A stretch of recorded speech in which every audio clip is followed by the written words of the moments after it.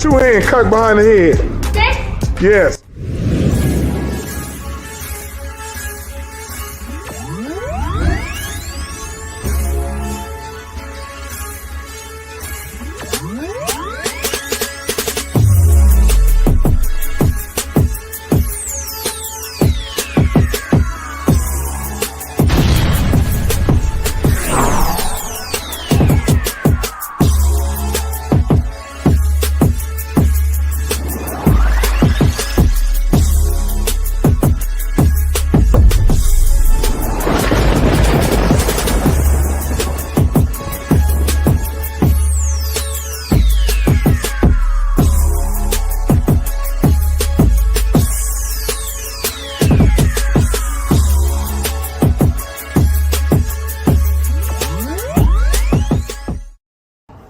If I make this shot, I can take the Puma Jet to All-Star Weekend.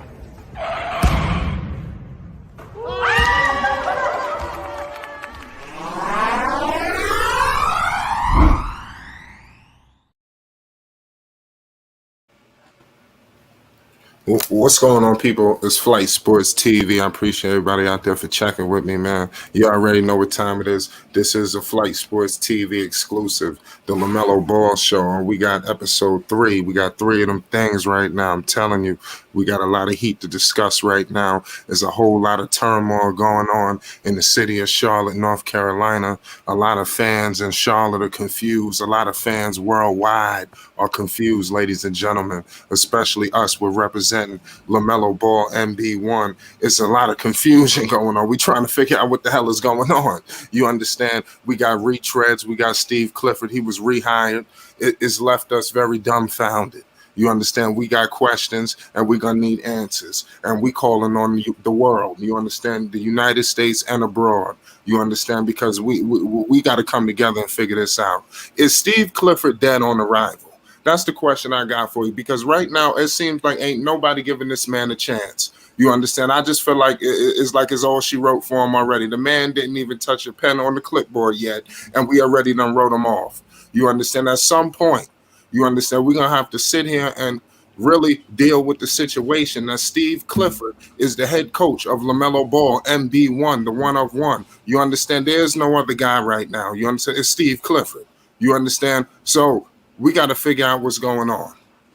Not just for Lamelo Ball, for everybody. What's up with Gordon Hayward and this contract? Okay, forget about Steve Clifford. We got the one of one. Let's get this roster together, because obviously they didn't pick this coach with any mind or any indication for Lamelo Ball and the young core of this team, because you wouldn't hire a guy of this, of this age. You understand? When you got this collection of guys, you understand this. I don't know if this is the right guy just yet, but at some point, we got to give this man a chance. You understand? But I tell you what, you see LeBron James. You understand? When my man Darvin Ham was hired, you seen all the posts on Instagram, Twitter, or all of that.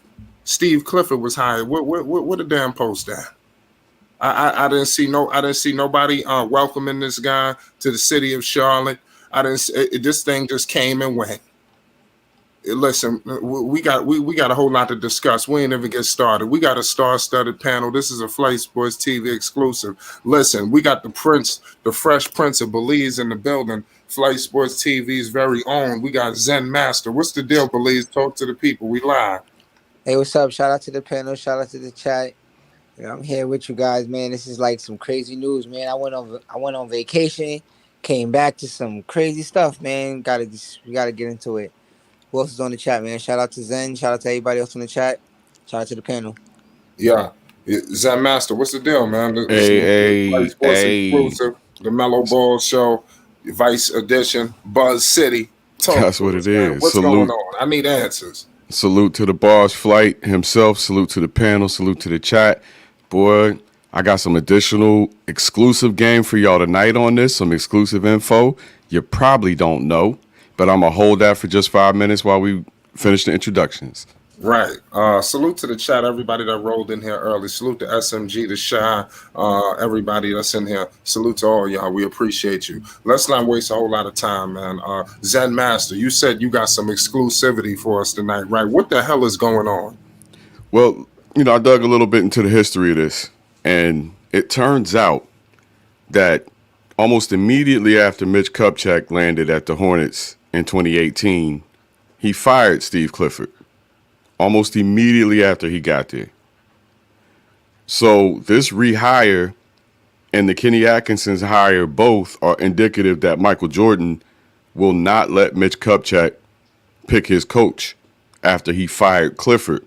So he let Clifford have his way when he got hired. The coach that Clifford picked, the coach that the Kupchak picked didn't work out. That's Borrego. So MJ just said, fuck it, give me my coach back after Atkinson failed. He took his old coach back. Right. That's MJ's guy. Yes, absolutely. That's Just a great take. What's going on, Belize? I think that's a great take. And I would say too, he actually gave the keys to Kimba. Kimba actually ran a good run under him. You know, the I team was wasn't really. I was headed that direction. I hate to cut you Yeah. off, Belize. Go ahead. Because you brought up Kemba Walker. You know, I was gonna save that to about an hour into the show. You understand? All But right. damn, you done brought it up so soon. You understand? This seems very reminiscent of Kemba Walker. You understand? I'm just saying. I mean, goddamn, is it just a complete rerun because they just hired Steve Clifford? Where were you going with this? My bad. I'm just saying. You brought up Kemba Walker's name. I just started having flashbacks. I'm sorry. Nah, yeah, I was going with the same run. I mean, when he was there with Kimba was playing good basketball. I mean, the team wasn't, structured well, and that was always a team problem, which we're still having now. But when it comes to the point guard, letting the point guard play, running plays for the point guard, giving him the minutes he needs, because Kimba was definitely out there playing a lot of minutes, and he old school, so he believed in playing young guys. So I believe we might have a up. We might have a up. And I take that that this is definitely Jordan guy. What they're saying is that, he was 2 for 5 when he was at Charlotte. He got him into the playoffs 2 out of 5 years. And then here comes Borrego 0 for 4. You can't make this shit up. Ladies and gentlemen, I want to get into our special guest this evening. We got ourselves a good one. We got all access in the building. What's the deal, Dex? Talk to the people. We live on the Flight Sports TV exclusive, the LaMelo Ball Show, episode 3, Buzz City. You already know what it is. Yes, sir. Shout out to Flight Sports TV. Shout out to the panel. Shout out to the distinguished chat and all the cacophony that will go on in that complicated conversation.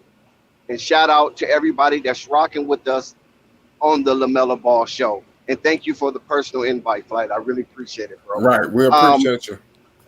Yeah, this is a little baffling.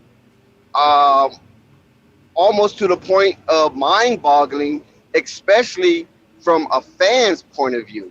When Kenny Atkinson reneged on his commitment and rescinded the job invitation and left the Charlotte Hornets without a coach so close and near to the draft, which was an utter disrespect to any employee to employer relationship. So they basically had to put their heads together at the table and come up with some type of urgency to hire someone quick and can seamlessly fit in without too much of a transitional phase. And it came down with the name Kenny Atkinson. But like we said, and what Zen Master said also about this cat, old head, is that he got fired soon as Mitch Kupchak got hired. Right. And Kenny Atkinson have some kind of attachment and assemblage of relationship with Mitch Kupchak. Because when Mitch Kupchak was the general manager of the Los Angeles Lakers,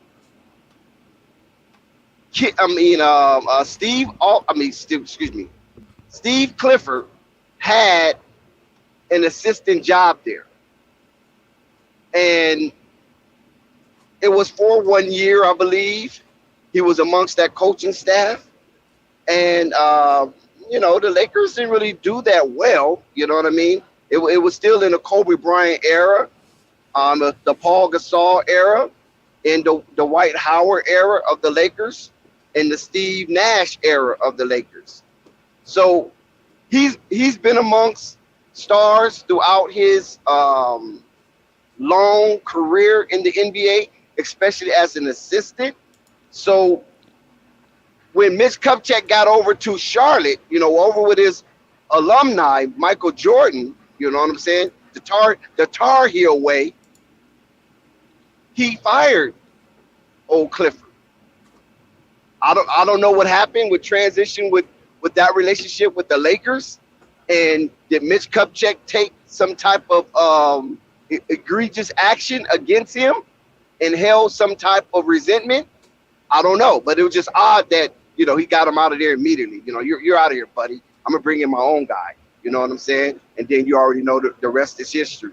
So I don't know how these budding relationships will affect the players of the Charlotte Hornets, since majority of those players and the better of those players on that roster are younger players.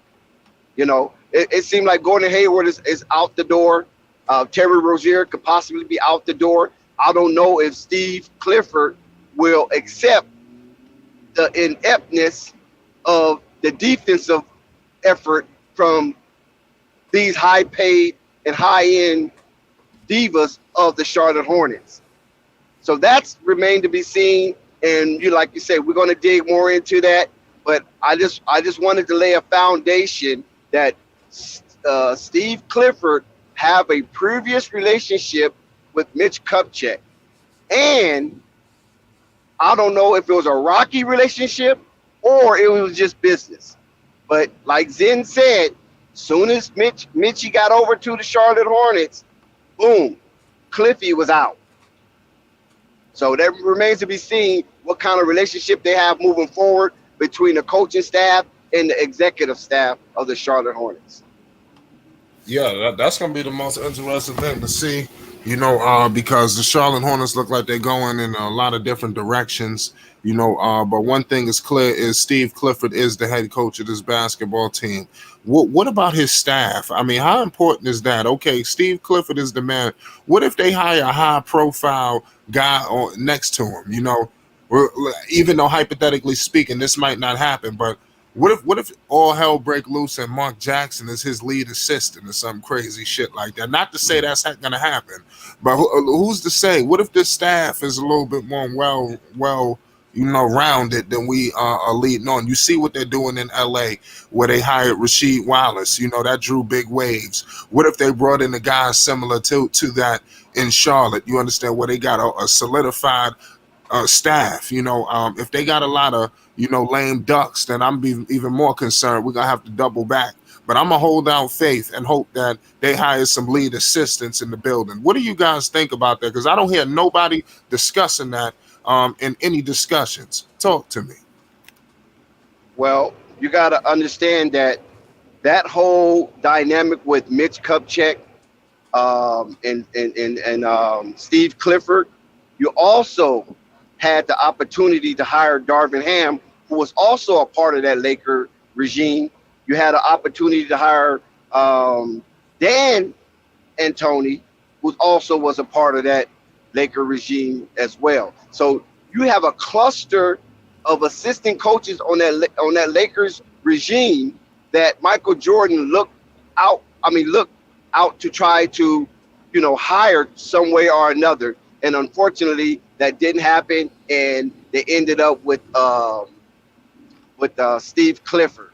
So, and like I said, Mitch Kupchak was a part of that primordial soup over there. I guess he was trying to bring that type of winning tradition over to Charlotte. But Michael Jordan purse strings, I don't know if he's willing to expand them to make the Charlotte Hornets a relevant competitive team in the NBA next season and season moving forward. I think you got to go get the young black coaches in particular to be staff to bridge that gap, because he is a 60-year-old Nazi-ass looking white dude. Not that he's like that in real life, but he looks like it. I know he probably ain't, but he looks like it. And players on site, there's going to be a cultural divide between them and him, with that age gap and him being what he is. So you need some people between them to be able to translate. Not saying that they don't understand the same language, but to translate the emotional meanings from the older dude to the younger dude and vice versa. So I think he needs a diverse staff of younger guys, black and white, whatever, don't matter. But younger guys who can definitely relate to the players.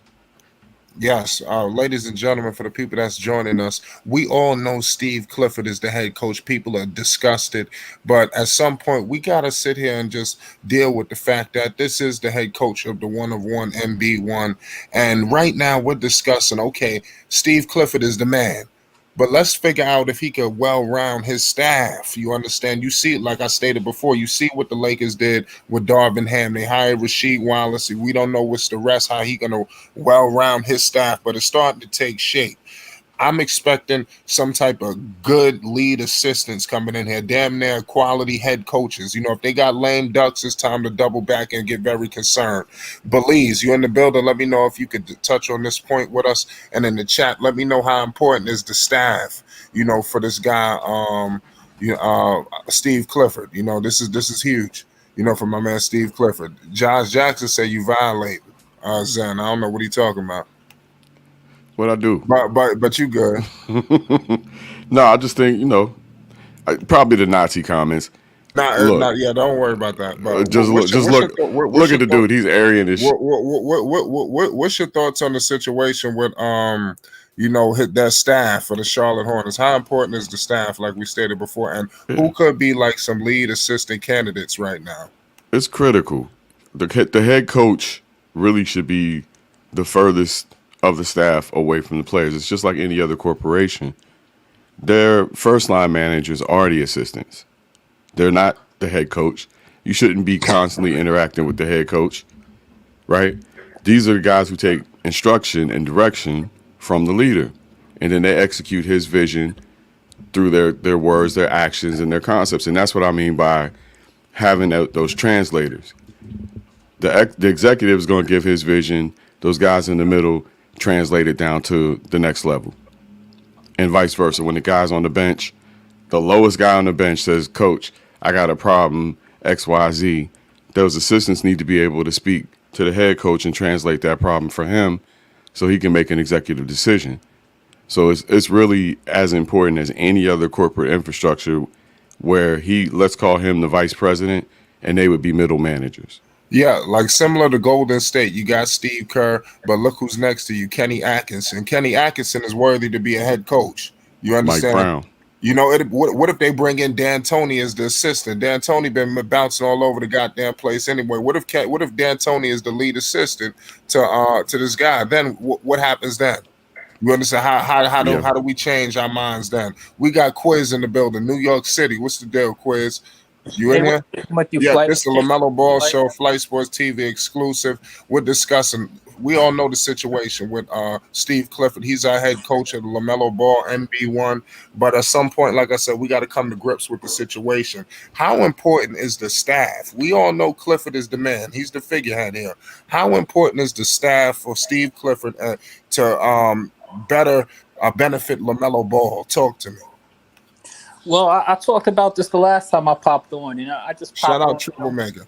Listen to you guys up here talking crazy. Zen over there talking. Zen, you said what? He's an Aryan or something like that? Nah, I just said he looks the part, but of course. Yeah. So back to what we was talking about. Quiz, keep going.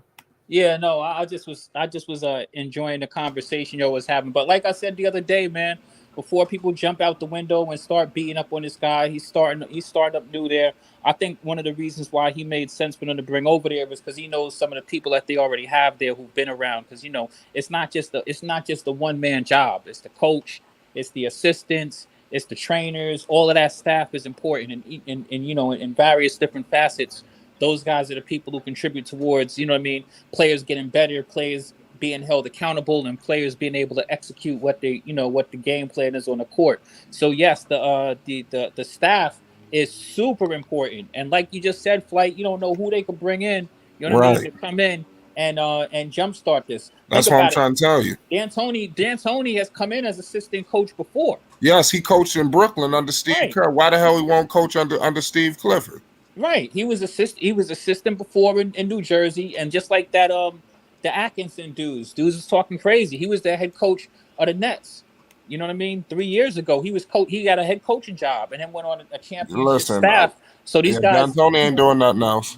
yeah. So we got to see what's gonna happen, and then we got to see what they do on the court. You know what I mean? Because the staff is important as well for translating messages and for helping players, get the directives from from the top down and execute on the court. You know what I mean? So it's a team effort, and you got to see what happens. But this is big once you start getting your staff in place, and hopefully get some guys. And if you notice, on all teams around the NBA, they have these dudes who are former players. You know what I mean? Littered all through the coaching Yes. staff.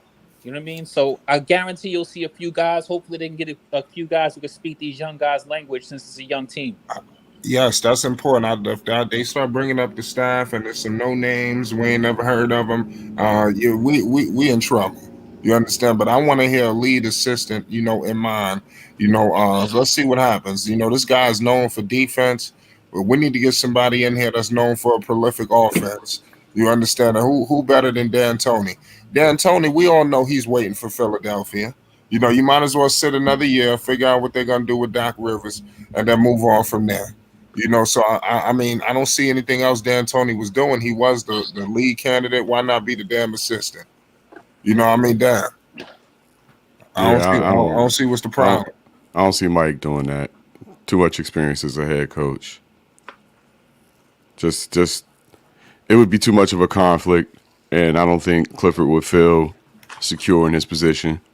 Right. He knows that he would know that Mitch wanted D'Antoni, and you've already had this riff where you got fired by Mitch once, and you definitely don't trust him this go round. You're gonna bring in another guy that's a Mitch guy. Does Steve Clifford have that much reins to be calling shots like that? How does his resume, as recent and as ever as the coach, as a coach, give him the reins to start calling shots like that? You see what they did with Frank Vogel. They brought his ass in there. Look what he did in Indiana. He had more success than this guy. Frank Vogel, if it wasn't for LeBron, they would have been in the goddamn finals. What did they do with Frank Vogel? They put a bunch of goddamn top level assistants next to this dude. You understand? Just sitting there, just pressure. You got Jason Kidd sitting next to you, and Jason Kidd interviewed for the job. He was supposed to get the job for the Lakers, and they gave it to Frank Vogel. You see where I'm going with this? We got the Fresh Prince of Belize in the building. What's the deal? It's Flight Sports. That was a good take too, and he did. The reason why he didn't get that head coach, if I remember correct, is because he had got that DUI charge, and all that thing happened. So he ended up getting the assistant, and they gave it to Frank Vogel. But I don't see Mike D'Antoni taking the assistant coach because of the same reasons why. Because that would be like heavy on Clifford back. Like he would definitely feel threatened. But I'll say that would be a good move, a good strategy move, because if he do slip, he right there. The assistant coach is ready. D'Antoni is ready to go.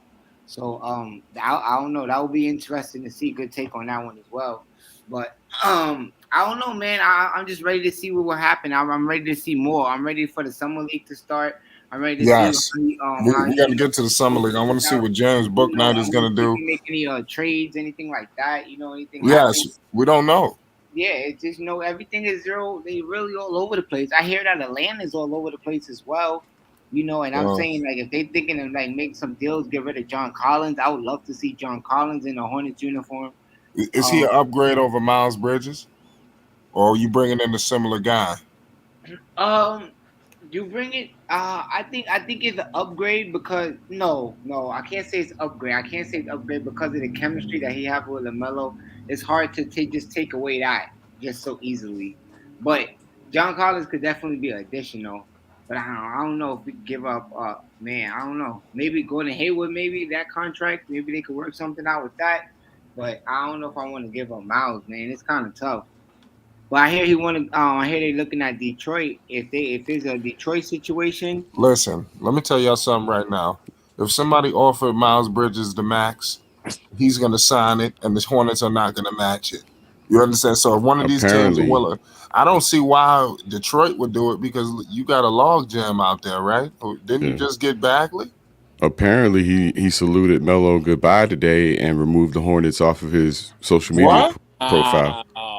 What? Yeah, that was out there earlier. Let me pull the link, but yeah, I saw that earlier. You gotta check that link. I ain't hear about that. I don't see Miles Bridges getting a max contract though, guys. I'm sorry. Not you don't know San Antonio. This team. Listen. Mid-level at best. No, he ain't getting no damn mid-level. If he not getting a full-out max, he definitely getting. You need to sit his ass where he at, man. One of them Julius Randles. Like he a mid-level player. Like, who you think would pay him max? I want to hear this because I don't see that. The Spurs. You know, paying him a max.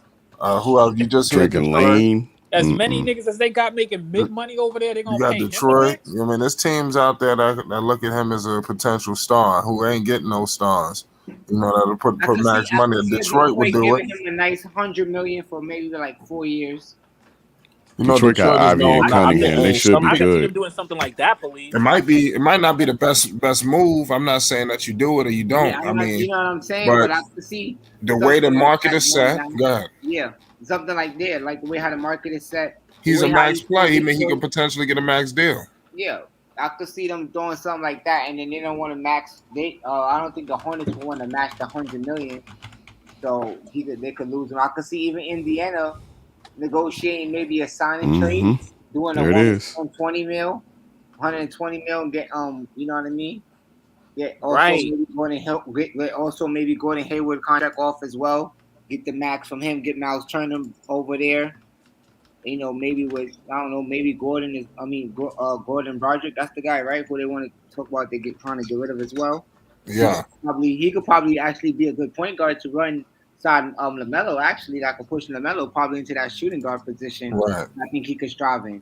Good point. We got Purple Baby in the building. 816. What's the deal?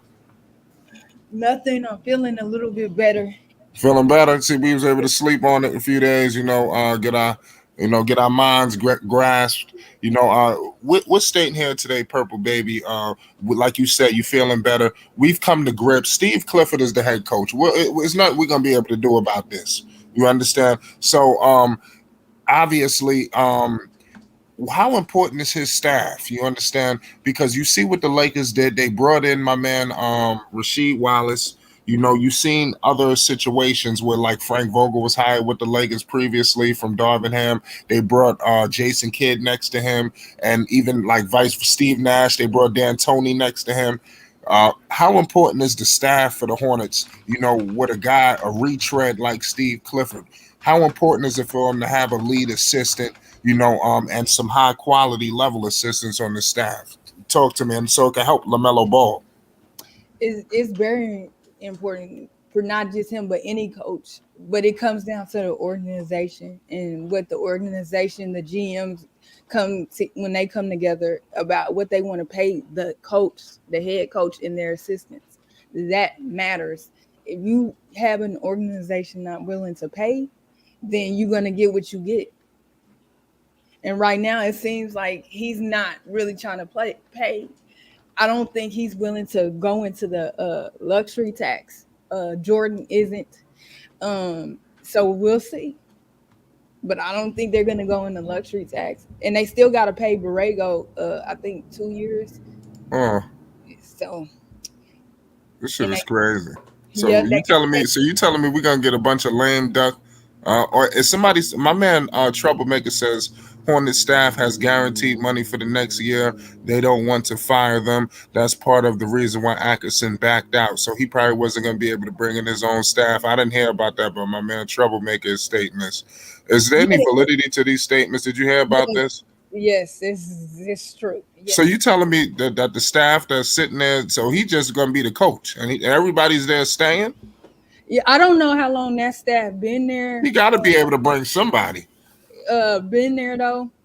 How long that Charlotte staff has been there? I have a feeling that they might have worked with Clifford already, if I'm not mistaken. Yes, they have worked. Wow, so this is all about. Flight. I'm trying to tell you, Flight. he's an easy piece to put in because they all of the people there, he's already, he already has a rapport with them. He's already worked with them. He already knows the type of people over there. Now I don't think that they can't bring in more staff or whatever because he's the head coach now. You know what I mean? He's not an assistant coach or a dude holding a clipboard anymore. But I think the reason why he was a good fit for them is because he's already, he's already familiar with the staff that they have over there, all the assistant coaches and stuff. Yeah, see, that's a problem, man. Yeah, they saying Miles Bridges is going to Detroit, y'all. Well, that's what they saying. That's rumors. I want to ask y'all a question. What position I can see that. I can see that rumor being really official because again, he's from Detroit, and Detroit they on the rise. He's from Flint. Flint. What position? He's from Flint. And then look at the guy that the Hornets had, and they drafted, and then he ended up going to Detroit as well. So, right, we got to get the Purple Baby's question. You said you had a question? Yeah, what position is he gonna play? Small forward. Small forward, power forward. How? And they got Sadiq Bey in that position. I just saw a potential lineup. I'm gonna see if I can pull it back up. Detroit, Miles Bridges will play power forward, and that's a power weakness forward? that Detroit. Yeah, Big and that's a time weakness that Smith. Detroit. Hold on, that's the weakness that Detroit Pistons have, especially since the exit of Jeremy Grant. There's a gaping hole there. Now they have put players there when Jeremy Grant was hurt, and you see the results of the Detroit Pistons season. So Miles Bridges will be a plug and play. He will be able. He will resonate well with Cade Cunningham. Trust that. And the Ivy guy, I know that will be another semblance to Miles and Melo over there in Detroit. So how would you think? I want to ask you this, right? Would you say Miles could maybe give Jello a second shot at in Detroit, and maybe that could be a way? Oh no, that's over with. That's water under the bridge. Trevor, the GM of the GM of Detroit Pistons had a relationship with LiAngelo when he was with the Oklahoma City Thunder, and that relationship garnered LiAngelo a look and a tryout, and he eventually made the G League team, the Oklahoma City Blue. When the pandemic happened and then everything got scrambled up, Trevor accepted the job in Detroit upon the firing of Stan Van Gundy. And then also Butch, what's his name? Not Butch. What's the coach over there now? The brother. Dwayne Casey. Yeah, Casey. Yeah, Dwayne Casey, former coach of the year with the Toronto Raptors. When when Trevor got that job, he instantly went and hired Dwayne Casey. So that what brought Jello to Detroit, because the relationship that Trevor had with Jello over there in Oklahoma City, and apparently that didn't work out. So that situation is basically water under the bridge. But we salute Trevor for bringing him over and giving him a shot and things of that nature. There's nobody mad at him for that. But the Detroit organization, that's a whole different story. You follow what I'm saying? That's a whole different story. Now, the departing of Miles Bridges opens up a door where the roster can be changed a little bit, and they probably can insert JT Thor, right? They probably can insert JT Thor, and then that gives a solid roster spot for the Greensboro Swarm and allotted minutes that comes with that absent of a JT Thor being permanently placed on the roster of the Charlotte Hornets, because Miles Bridges turned down a low ball 4-year, $60 million contract, which basically would give Miles Bridges $15 million a year. So if the Charlotte Hornets offered him $15 million a year with the type of fanfare that he was receiving at Charlotte with the Airbnb situation, now we see why they dismantled that connection with Miles Bridges and LaMelo Ball and the moniker Airbnb. Because if that would have soared to heights where it was about to go, You follow what I'm saying? Because they got all the way to ESPN and everybody was talking about Airbnb. They would have to pay that man probably the max that they can give him under that rookie extension, which is like 180 some $1 million. And that's something that they didn't want to do.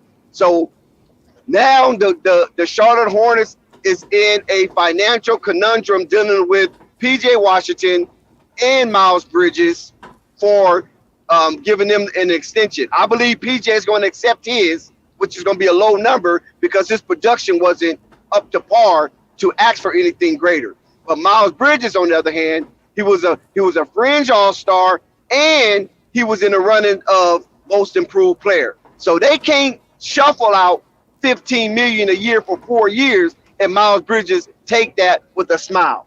So that right there has caused a dissension and a chasm between Miles Bridges' camp and the Charlotte Hornets camp, and why Melo is sitting there with his hand on his face like, come on, man, can y'all do something right? Exactly, Dex, and that's my whole point. I think I like Miles. I think that Miles is a great player, but 187 million. No. I'm not paying But that. listen, it's all about what the market dictates. We could sit up here and say, is he a max? Is he listen, the type of player he is, that's what the market level is dictating for this guy. A team could potentially offer this guy a max contract. Everybody need to brace themselves. And I'm telling you now, the Hornets will not match a max contract for this guy, Miles Bridges. We'll break Miles it here is for you not a today. max contract player, man. I mean, I Okay. don't see that. He's not to me. Okay. Not to me. Maybe in a couple of years, but not now. Honestly speaking, I don't think he's a max player for any team but the Hornets, respectfully. I feel like but it only works if you're pairing him and LaMelo and you're really putting them at their I agree. future. I agree with that too. If that's what you're looking at, then yeah, max him. And then you push that narrative. But if yes. Now you highlight Josh Jackson's comment because I got something to say. All right. Oh, what this Okay, one? continue, Belize. Wait, hold on. Let Belize continue Oh no, first. I'm gonna let him finish. Oh yeah, yeah. And I just wanted to say, We're gonna let you finish, but Beyonce had the greatest album of all time.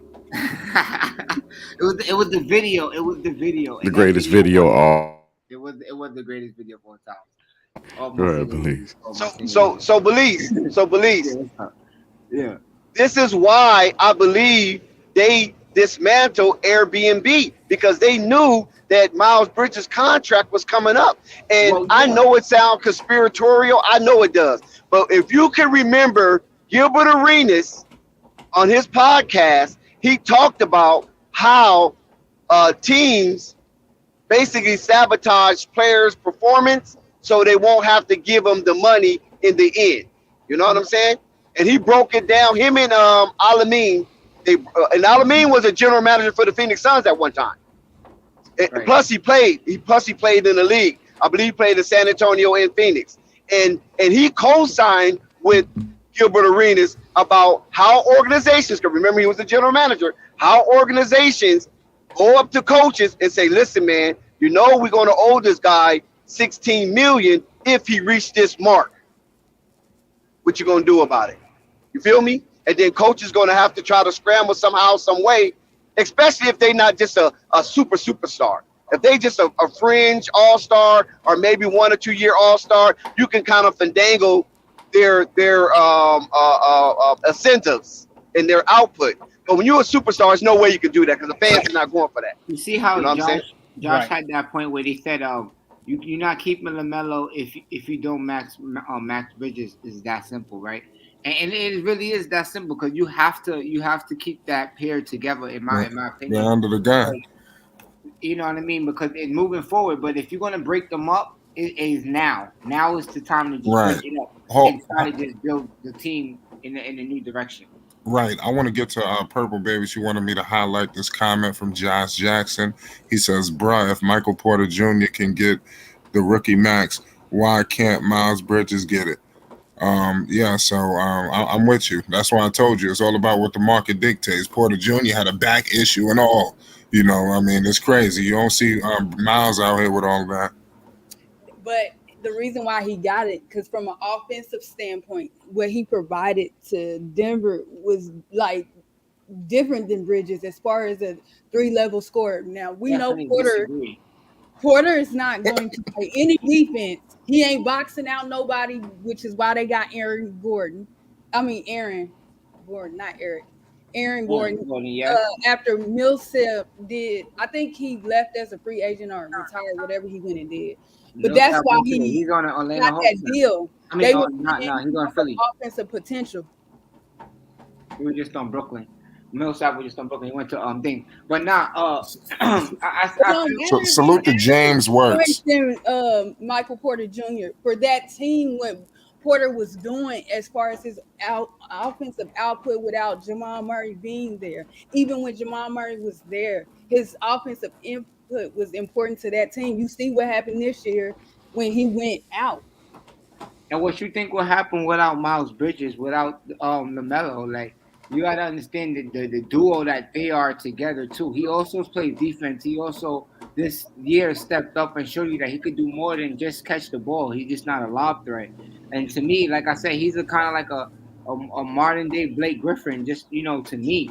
He got a little more handle to him, too. But I think with that 1-2 punch, that goes without saying. So that alone is the only reason why I say you max him and then you keep the direction of you building a 1-2 punch behind Lamelo and Miles Bridges going forward.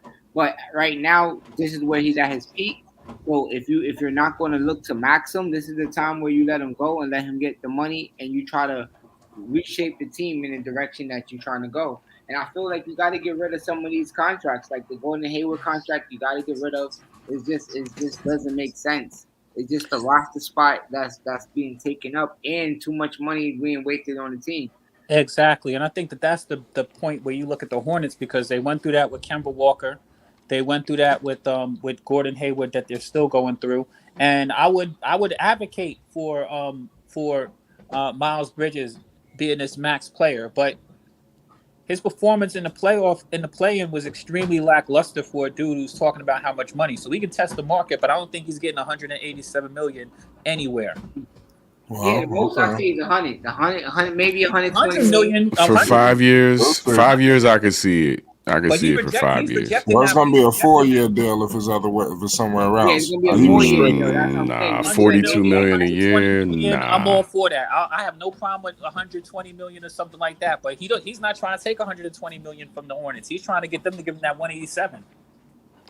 Who can blame him? I don't blame him for trying to get his. I'm just saying. No. But if you Miles Bridges, right? I respectfully say if the Hornets throw 120 at you, I feel like you take that for a 4-year deal and you play ball. If you want to be there. But Belize, is he going to do that? He's not accepting that. He might want out the clown show too. But then you gotta like, all right, if they gonna give you, all right, you went from 80 to 120, you went up 40. You showed yourself a little bit, but you can't try to get 180 because you gotta kind of look at the team. That's the only, you know what I'm saying? If they get rid of Gordon Hayward contract, then I don't mind them maxing them out because they have the money. But if it comes down to if they're not going to build behind Lamelo and Miles Bridges, I don't see it. I don't see it. You're gonna have to get rid of them right now. If they don't get rid of the other contracts, it's hard. It's hard to see them trying to move any forward with it. What's Gordon Hayward's status? Is he just terrible at this point, or is he re-injured, or what's the deal? Yeah, we need to get into Gordon Hayward. That's a hell of a question right now.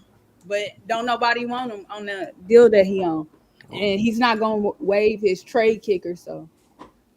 Oh, he got a no trade clause? No, a trade kicker. Like John Wall had a trade kicker goes in with your contract, and the team that's trading. It's more money? Yeah, more money. So whatever that percentage is. Oh, damn, we stopped. Mm-hmm. Now, Terry Rozier got it too. Yeah, Sky had a good comment down there in the chat because he's talking What he saying?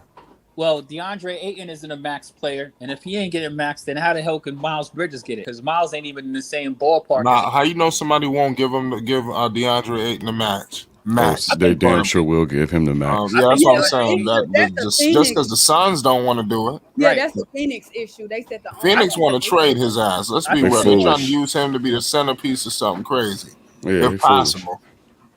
I mean, Trust I me. think Aiton may be able to get a max. I mean, his Yeah, he legs could They're get gonna a regret that max. shit. They're gonna regret it. are more robust. They are gonna regret it. You don't get too many DeAndre Aytons in the NBA. Yeah, Yeah, it's just the thing is their Wiseman. process got extremely accelerated. It went from the bottom to the goddamn NBA finals. So their I just wanted to expectations bring is up different. the Yep. Wiseman. He said he's gonna play in the summer league. That's kind of funny. I think it's gonna help. He ain't, he Yeah, got he He needs to run. he ain't play all year, and he's Yeah. He needed to run. all year, That's all so right. he's in shape. That's a sad looking dude. That's Get him crazy. He out got there. drafted before Melo. That's a disgrace. He a sad looking dude. He needs some run. It happens, Flight. It Bad. happens. Bad. He needs some run. Who's some top level assistants that's out there in the open market I that don't could be knowing. possibly? I know. I need to know if that's true. Let me know if that's true that he's just walking into a well-oiled staff and he can't even bring in his own guy. And maybe not clean house, but damn, you can't bring in one or two people. I'm sure he could bring in a couple people, but I just think that it makes sense for them. What if you bring in Lionel Hollins or something like that? I'm sure he could bring in a couple of people. I don't think that's really the issue. But the people he worked with when he was a head coach was all there in Charlotte. What if this guy? What if the guy's Quinn Snyder is his assistant? Some of those guys don't want to be assistants, bro. They want to be head coaches. I mean, He you might never take some know. of the guys from the Magic too. They might come with him. This Some of might the not guys be from the, Magic. but this might not be the right time for jobs right now. People might not like what's out here. It might be better to wait a year or two. Exactly. Next year might be better jobs open. I guess that's one way to look at it. But he's this is not one of the premier franchises in the NBA. So they gotta, just like the other small market teams that are not really successful, you got to take risks, and that's why we don't like this Clifford hire. It feels too safe. There's no risk behind it. Right. And then I didn't know that the NBA don't have revenue sharing like the NFL. I said that's wild, bro. Yeah, I'm not and sure. the NFL don't even pay taxes, but that's another subject. Yeah. Facts. And the NFL don't disclose their books either. Yeah. Taxes is a mother. Rip off artists. Salute to my man Troublemaker. He said it just depends on how much they will be willing to pay the assistants. They don't be trying to pay. Yeah, you're right about that. That's crazy for a Jordan-led team. But listen, them assistants don't make. I mean, the money they spend is on the players, man. Let's not act like like the if you want to get paid as a coach, you go to college. Yeah, because the Charlottes have like the lowest administrative payroll in the NBA. I mean, come on now. He's cheap. But cheap is it's not just anecdotal. It's accurate. He's cheap. How much those guys making over there as assistants? Don't tell me they're making $20,000 a year as an assistant. I mean, No, but compared to other franchises, they're probably the lowest paid franchise. Shooting coach for the Pelicans, he raking in heck of dough. Fred Vincent, Shoot, the dietitian for the Pelicans is making all the money right now. Guys, I'm dropping the link. I'm dropping the link of the podcast that I was mentioning earlier that will give further understanding on how these organizations play with the players' money, especially if they're not superstars and things of that nature. Yeah. They kind of get away with it. So I'm finna drop the link. If you want to tap on the link, then you'll see it, and then you'll understand when we be talking about the game within the game, and you won't be thinking that what we're saying here at Flight Sports TV is really far-fetched. I know that's true because that's they said that's what Sacramento was doing to Buddy Hield. So what if talking him down? What if Clifford come out the gate in a like the first 10 games losing 4 out of 6, 3 out of 7, something in those numbers after Borrego having a good start that he had? Do you think that's calls for signs right away that he got to go? No, No. because I expect them to do that anyway. I don't Too much roster turnover. I don't expect. Yeah, they have turnover in the roster, turnover coaching, and they're a young team. And the East is talented. There's a lot of good teams over there. They're not going to be playing a bunch of bums over there. So they're gonna have a tough. I don't expect them to come out like gangbusters and have a start to the season like the Suns did last year or something like that. I mean, how they did as well. They had a great start last season as well. They did. They did. I don't. I just honestly, I think that the Hornets, like I was saying before, like I don't think. I still think the Hornets are maybe a play-in team at best in the East. So what's Right. the I mean, well, we'll have to figure that out. I mean, Steve Clifford wasn't hired to continue to be in the plan. We got No Panic in the building. What's the deal, No Panic? What's going on? Panic. What's good? We're here discussing. We got the Flight Sports TV exclusive, the Lamelo Ball Show. We're discussing Steve Clifford right now. We done slept on it. You know, we all come full circle now. Steve Clifford is the guy. How important is it for the Charlotte Hornets to possibly bring in some good level assistance, if possible? Because people are telling me now that the staff is already in place. How important is it for this guy to at least get a good lead assistant next to him, similar to some of these other high-level coaches? You see what Steve Kerr got, Kenny Atkinson sitting next to him. You see my man Eric Spoelstra got a collection of goddamn a pipeline of head coaches that could be head coaches. You understand? You see what what's his guy's name? Popovich sitting next to a whole bunch of head coaches. You know, how important is it for this guy to at least get some things like that? You know, because you see what the Lakers did with Rasheed Wallace. That drew major waves. You know, how important is it for Charlotte to get a well-rounded staff? I mean, no, it's really important.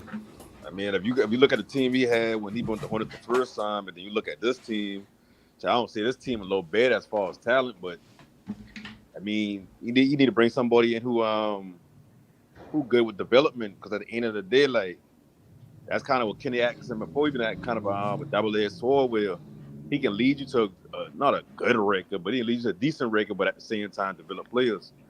So if that ain't what Clifford do as a specialty, I mean, you got to bring all different type of coaches in, because like, well, he's a defensive coach, so I mean, you got to bring in an offensive mind, an X's and O's assistant. I just don't see them doing too much with the coach they got. So, I mean, whoever they bring in with some type of experience, I mean, can't hurt. I don't even see him being around for 2 more years, like 2 or 3 years at the max. Right. Let me make a correction real quick, Flight. I said the name Travis, but I meant to say Troy Reaver on the Detroit Pistons general manager, who was a former general manager of the Oklahoma City Thunder. I meant to say Travis. I mean, not Travis. I keep saying Travis. Troy Reaver. It happens. Things happen. It's crazy. My man Troublemaker just says Clifford got fired originally because he didn't play young players. Now, that's kind of troublesome to me, because you got a collection of young talent on this roster. We all know LaMelo Ball gonna do his thing no matter what. You know, what's your thoughts of the Kai Joneses? You just got the new draft pick, and of course I got James Bouknight, who should be headlining. You understand? Maybe, you know, who knows what's going on. I ain't gonna say nothing else, but by all accounts, what's up with Bouknight? You know, possibly how does they fit in with this guy Steve Clifford? Because we all know his issues with the young players of before. Talking to me? Well, for me, I'll jump in on it. I'll say this will be his chance now, especially if that's the reputation he has that he doesn't play young players. This will be the time to change that narrative and play these young guys, because Bouknight is, to me, an upgrade of Terry Rozier, respectfully. But I love the chemistry that Terry Rozier and LaMelo has. But I believe that Bouknight could be that punch that they also need. I don't know what they're doing with Kelly Oubre, but Kelly Oubre was also another piece that I liked on that team as well. A PJ Washington, I believe he shouldn't deserve. I don't believe he deserved the max. I believe he needs to go. I believe they need to upgrade that position highly. I believe, like I say, a Julius Randle would be nice. You know, if they could swap that, get that over there, like a Julius Randle, because he plays that power forward. He's a playmaking power forward as well, so he could take the ball off from LaMelo from time to time and get a bucket when needed. So something like that would be nice for the team. But That's the direction I see them going. But I definitely think this coach now, if he has this reputation, he needs to play the young guys, because Kai Jones is a good one, and also the big guy from Duke, I believe, could be a game changer. And Lamelo already was hype about him, so I don't see why not. Yeah, I'm with you. Lamelo was definitely high about that pick. You're right. How does that pick fit with him? What was this guy's name? What was his Mark or something? Mark Mark Williams. Yeah, how good is he? You anybody familiar with him? He's from North Carolina, so that's Jordan guy, right? He's He's up 7'2" in North also. Carolina. Let's not Right. forget that. He's a They do need 7'2" rim. They need rim shot protection. blocker. He's a rebounder and a shot blocker. He's in a do-to attacks at a young player who's 7'2". He has a huge wingspan. And going back to that first question, Flight, just to tie it in, I think that I'm not like jumping out the window on this dude they brought in the coach, because they have a young team. They've made the decision. We gotta see what's the development of PJ Washington. I mean, how do we feel about PJ Washington the last year? Is he make another stride, or is he a bust already? Like, you know what I mean? Like, these are questions that are important for Charlotte's future. I don't think he'll bust. I just think he just need to get in the right system. Because, I mean, he's a tweener because he's too small to play the big. And then, I mean, he ain't quick enough to stay with the guards. And then the shooting. I mean, towards the end of the season, PJ Washington jump out back on. But, I mean, I don't know where you play him at. Especially playing him by Miller, if he ain't going to be a catch-and-shoot player, or at least a undersized 5 in a small ball 5. Like, to be honest, outside of Miles Bridges, LaMelo, and Mark Williams, like, shit, that whole team can keep herself to me, especially with the coach that they hired. I didn't need to retool what they're doing. Like, Rozier either got to come off the bench, or he got to get traded for somebody who can give you 10, 15 off the bench, and then a defensive guard. But like I said, when they got a coach, they hire a coach that they really ain't that want, so they ain't really in rebuilding phase. At the same time, I mean, this coach ain't gonna put them in competition to compete with nobody. And I still think they got the Tough trump spot. card, because they can always activate my man Jello, and I wouldn't be surprised if you see him get Yes. activated a Now little you bit this year. talking. And that's why I wanted D'Antoni. I think that's the trump card that they have up their sleeve. And I don't think that I think that you got to, even though this is an old school dude, I do think that you need leadership. Period. And it has to be somebody who understands the franchise and the direction that they're trying to go. So it might be a good fit. We just got to see what happens. But I'm interested in seeing the next level progress from some of these young players on this team. And as far as I'm seeing, man, there's an open roster spot for Jello right now.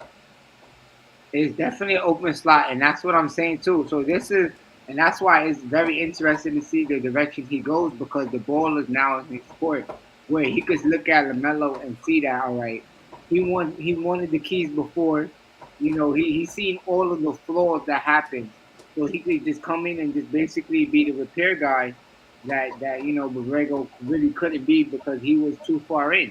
So yeah, he could bring in Jello now, maybe coming off the bench. He could put Book Night in. He could play Kai Jones more. He could get JT Thorin. He could get these guys in those rotations and just play the young guys and build a nice core. But it will also go to see what they would do with the Miles Bridges contract. Again, what they would do with the Gordon Hayward contract. All of those things are still got to be announced before we could really put all of the pressure on the coach to see where we're going moving forward into the season. I would like to say too, it's more of a question though. Do y'all think we use the term stretch 4, stretch 5 too loosely? I mean, if they can shoot, they can shoot. If you can pull out the box and shoot, then that makes you a stretch 4. But shoot from where is what I'm asking. If you could take the big out to the perimeter, or the other power forward out to the perimeter, whether that's behind the 3 or close to it, as long as you're taking them away from the defensive play, then you're stretching the floor. You're taking them out of the paint, away from the rim.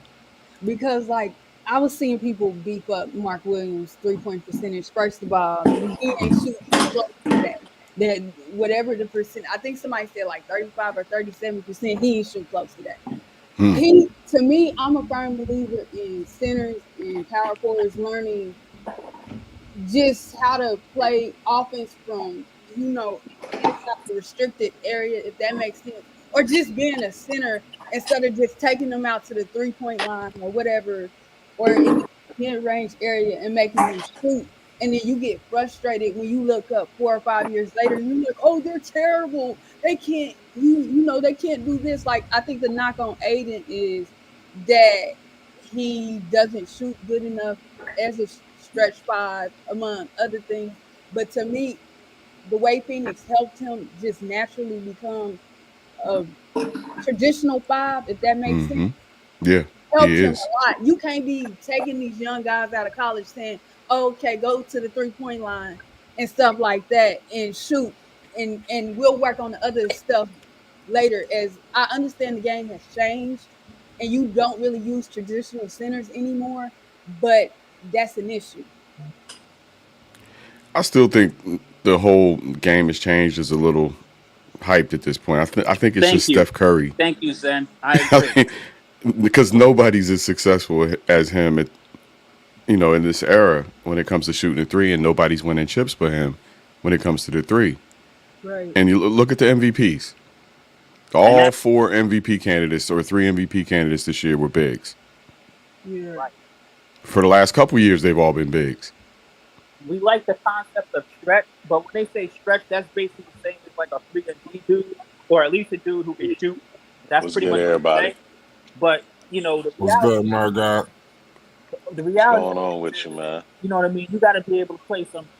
You got to be able to get some quality buckets when the game is on the line, and you know what I mean. Like low percentage basketball isn't necessarily proving that you're going to win the chips. You got to be able to do. You got to have some sort of inside presence. If you're a big and don't have an inside presence, then I don't know what you can do with you. What's good? We got my man Murgot in here from North Carolina. We got North Carolina in the building. Shout out to the Queen City. What's happening, Murgot? What's good with you, man? We've had a few days to sleep on this. Like Purple Baby said, she's now coming back down to earth with the news. Is things are a little bit more clear now. Steve Clifford is the guy. There's nothing we could do about it. I mean, we could cry all night long. And at some point we got to deal with the situation. How important is his staff? You understand? In order to help benefit LaMelo Ball in competing this season. You see what these other teams have done. Darvin Ham has hired Rasheed Wallace. That drew a lot of waves, like I stated before. All these other teams got high level assistants next to them. You see Steve Kerr got Kenny Atkinson. Kenny Atkinson could take over the whole goddamn show if necessary. You understand? So how important is it, for the Hornets to put a solid dude next to this guy, Steve Clifford? Yeah, I mean, it's hugely important. But I'll touch on this, and I'll touch on the pick of Mark Williams. Well, actually, Mark Williams is actually a better fit than actually Duran right now. But as far as basically the fit and his staff, I mean, I personally, Steve Clifford was obviously not my first choice. As a coach, I wanted somebody else. I wanted Darvin Ham from Milwaukee, but he went to the Lakers. However, basically, his staff is wildly important. Your staff is where you get into how you develop your players, as well as get them to be able to, because they spend a lot more time with your staff than they do with the actual coach. So being that he needs to have a staff that can be able to relate to the players and have an assistant coach that can do the things that maybe Steve Clifford is not the best at. We know Steve Clifford is very similar to Tom Thibodeau up in New York. Very defensive minded, very deep, defensive oriented guy, very tough, preaches about tough and being gritty and things of that nature. But, the one comp that he always had was, he's always had a great defense, but the offense was kind of lackluster. And also he had an issue with playing young guys. Well, of course, the past 2 years, he's played a lot of young guys because he didn't really have a choice because he was on a very young team in Orlando. But he needs a staff to be able to relate to the team. He needs an assistant coach that can basically be able to assist him in the offensive production. Basically, instead of, because you need to be able to, don't be like a Steve Nash type where basically you just allow the players do whatever. Of course, allow LaMelo to be LaMelo, but you got to be able to still draw up plays and do that thing in the nation when the time is necessary.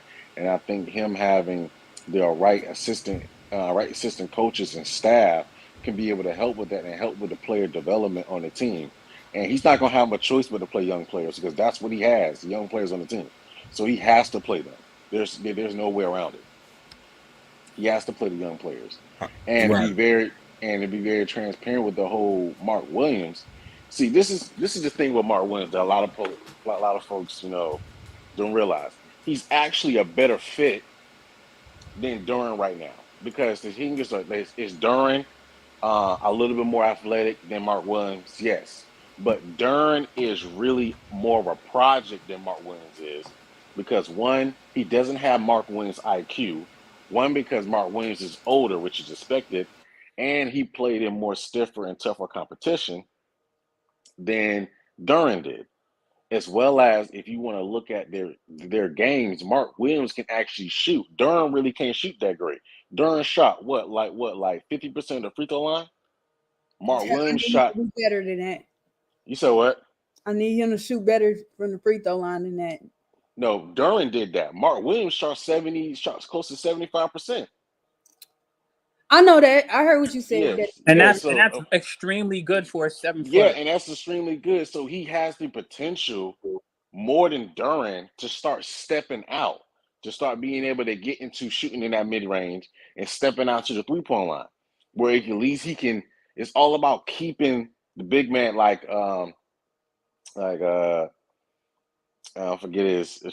forget the brother's name. He said it basically as far as keeping the big man honest by pulling him out the paint some. So as long as you can do that, you're fine. I know his comp, a lot of folks said was very relatable to Clint Capella because he is right now, which I thought that Clint Capella is a great fit for LaMelo. Somebody that can run the floor, somebody that can run somebody that can run the drop set, as well as be able to, he catches the ball really well. He goes up strong. He finishes well around the rim. So, he does these things that that's needed for a center, including the fact that his game, in which he talked about, his bread and butter is playing defense. I mean, you can't. I mean, he had he had close to a 10-foot standing reach. Like the man lift his arms up, he's basically touching the rim. So it's like he's everything that Charlotte needs that they drafted, and he's a young team, a young player, so he fits the timeline of the team. I mean, regardless if they brung in now, if they would have brung in Aiden, that's a different story. They really didn't need to draft a center, but if they bring in somebody else that's older, let's say a Miles Turner, they still would have drafted a center because you don't know if Miles Turner is going to be there. He's on an expiring contract. You don't know if he's going to resign, so you have to do that. And I do say you got to keep Montrezl Harrell as backup for him as well in that paint, I believe. Montrezl Harrell is a great rebounder. He also does a lot of the dirty work, and I like that chemistry he have with that team. So I think that's I somebody. agree. I would like Montrezl Harrell back Yes, for the team, Charles but Oakley in the locker room. yeah, but I mean, what's going on with what's going on with his situation right now? Exactly. That's a very serious situation. Plus, Yes, Montrez has a reputation of being a hothead in the locker room at times and being disruptive. So just so long as he's not a nuisance. He's Charles Oakley in the locker room. But Hey, and as far as that take of Capella was spot on too as well. I want to give you a salute for that. But see, when you say things like that, that makes me wonder, like, dang, we really should need D'Antoni, because D'Antoni, he actually developed Capella to be the guy he is, and I don't know, man. I really want to see what we do moving forward, but this big, I believe, could be the guy though out of Duke. Yo, we got Buzz City in the building, 803. What's the deal? Baby. Is this your first time on the channel? Yeah, this What? what's happening, man? This your first time? Yeah. Yo, where you from? Mill, South Carolina, man. Shout out SC. All right, so talk to me, man. What's your thoughts on this whole situation with the Charlotte Hornets, man? With Steve Clifford as our coach. Are you a Hornets fan? Yes, big Hornets fan. Okay, so all right. So are you confused as us with this hire, Steve Clifford. I'm just gonna cut it cold turkey. Yeah, go ahead, please.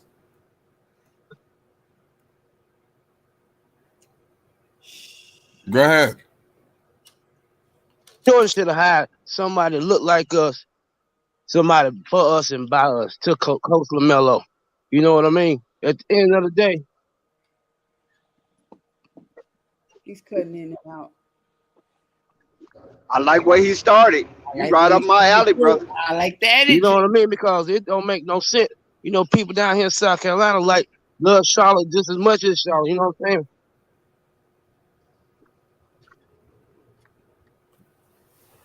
Yeah, you're going in and out. Most definitely going in and out. Yeah. But I like the path Connection you're is on. bad. You know what I mean? I mean, yeah, man. Connection is bad in South Carolina. Other people turn his back on it. You know? You must be in the country part of South Carolina, isn't it? Yo, I'm telling you, I went to visit South Carolina. I ain't have no say. All of South Carolina country, man. Hard. No, not all of them. Nah, they from Charleston. They ain't really country down here. Man, everything is country South Jackson. I know. See, we look at country like we look at Blackbird, Spartanburg. Yeah, see, that's Columbus. Come on, man. Don't do that. Talking about Charleston. Coach, that's Mockingbird, we got him. When you say Orangeburg and all that, yeah, that's the country to us. Like if you go to Charlotte, Charlotte ain't nothing like Raleigh or Greensboro. So go ahead, brother from South Carolina. Go ahead, my brother. Continue. We call them Geechee folk down there south. He said Geechee? Did he say Geechee? Yeah, that's how we talk. I got family in South Carolina. They be talking like that. It's almost like they sound like they're Jamaican. No, that's only in Charleston. Brother, you said some good stuff, but your connection is bad. You got to call back or reset and call back, bro. We want to hear from you. Okay. You gotta get your stuff together. He's out there one of them juke joints. They got them juke joints going up on Sunday. Yo, shout out to the funny. chat. Hey, Funny day. last time down here, I always said juke joint. Thanks, boy. You crazy, boy. Said juke joints, boy. I ain't hear that in a minute, man.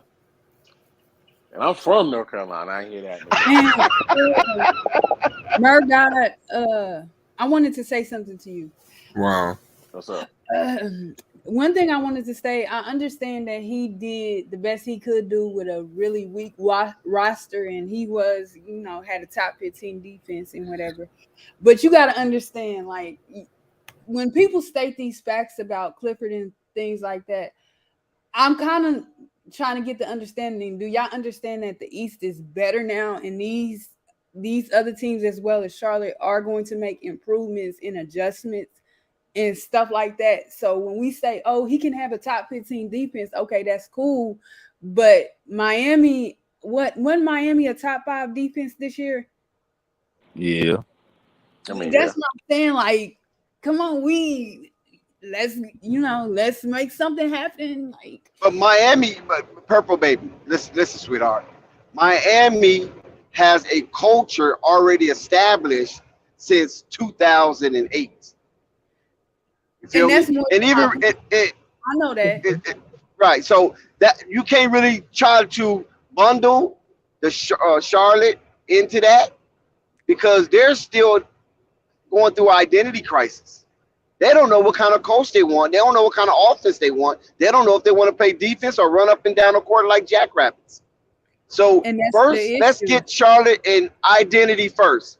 So when they come into your arena or you go into their arena, you know what you up against. Right now, nobody knows what they're up against, Charlotte. They just erratic. And if you can hold off the chaotic display of basketball of the Charlotte Hornets, then you're going to pulverize them. But if you can't hold off their erraticism, then they have an opportunity to beat you night in and night out. And that's what happened in the play-in game.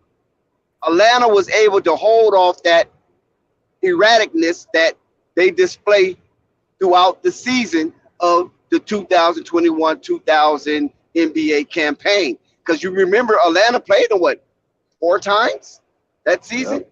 So they was very familiar. Yeah, they very familiar with Charlotte. You know what I mean? Just hold them off for the night we got him. You feel me? And like That you ain't say, the there only was no thing adjustment made. Because what's so crazy in that game to me when they played Atlanta was Atlanta ended up having the same issue as Charlotte, not having the people that score. That's their job to do, just to come in and score. They didn't show up, but also that one playmaker, and that's one big issue with Atlanta still and Charlotte. Honestly, they need somebody on the ball secondarily that can help, the leading guys out when teams try to trap them. Because I know a lot of teams did that a lot with Charlotte last year. They noticed immediately that Lamelo was the only guy that could initiate the offense and be effective at it, as well as creating his own. And so a lot of teams, they lost a lot of games just simply because outside of defense, they didn't have nobody else on the floor to play make for the other people on the team, the other 4 guys on the floor. Yeah, they lost a lot. I agree with you. They lost a lot of games because we know Melo is a trained director. We know a conductor. Excuse me. We know that he's a maestro out there and everything else. The Charlotte Hornets failed to take accountability of their recklessness, and when it came to the play-in game, it reared its ugly head at the worst time imaginable for that young team to try to establish themselves in an extended season, which is called the playoffs. We've seen all throughout the season, and a lot of people highlight, especially, DJ at Raw Truth Media, he's particularly highlighted. Sam Drackler, our brother, our friend, our family here at Flight Sports TV, particularly highlighted. Maybe not as aggressive as DJ, but he's definitely highlighted the sporadicness of the Charlotte Hornets. It seemed like when it came time, when they got a little anxious or they got a little fretful or when they got a little impatient, they broke out of their lanes and nobody knew what and who was supposed to do what and when. Bingo. So Gordon Hayward was supposed to be the calm to the storm. But how you going to be a calm to the storm amongst frantic players, young players at that, when you're not even available? You're not even nowhere around. Nobody can find you. You MIA. You have an injury, you MIA. You have another injury, you MIA. And when they needed you most, you was unavailable, Gordon. And so all the money they paid you to be the Rock of Gibraltar in a hostile, choppy water of the Atlantic Ocean shores, because that's where Charlotte sits on. It sits on the Atlantic. You was nowhere to be found to be the rudder to the ship to calm the storm. And yet they're paying you $30 freaking million a year. But Gordon Hayward to me has never been that guy. No, I'm not saying he is. I'm not saying he is. I'm just saying what they paid him to be. And Mitty called him the best player in a Charlotte uniform. He's still the best player. I got something to say. I know, Coach, probably don't want to go too deep, but Dex, I like how you just bring out, Rock of Gibraltar and steering, talking about compass and rudder and everything. I like that, Dex. You're a smart man. I like that, Dex. Well, listen, I think what Dex is saying, Salute, which I agree on, is that what it is with the Hornets. If you look at them in the playing game, see, the playing game showed a lot because it's the biggest stage that they've ever been on, and where they lacked that against the Hawks, who had just as choppy of a start to that game as they did, but the Hawks knew who they had and where they were going, and you can see a lack of experience and composure. And what Dex is talking about, and listen,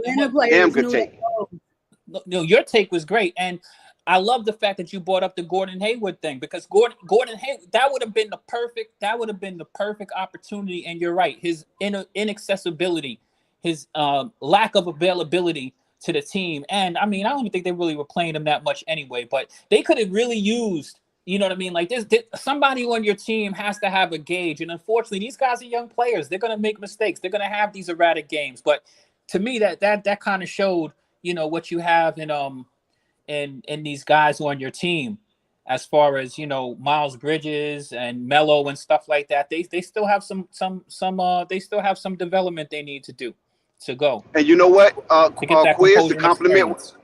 yeah, Quiz, and to compliment what you just said, and I'm gonna be succinct, is that LaMelo and Trae Young basically canceled each other out. I know Trae Young shot more free throws than LaMelo, but both of them had an awful shooting night. LaMelo was 7 for 25, and Trae Young was 8 for 24. So neither one of them lit it up. It's just that, like you said, Quiz, the other guys became a factor because they knew their role. They knew their definition of what they need to do to get past that play-in situation. Yep. Just to lose to Miami, which I knew was going to happen. Yeah, but they won 2 play-in games, though. They beat Hornets and they beat Cleveland. And Cleveland Shabby team. Yeah, that was a disappointment. Cleveland must have walked all over Atlanta. I said that, James.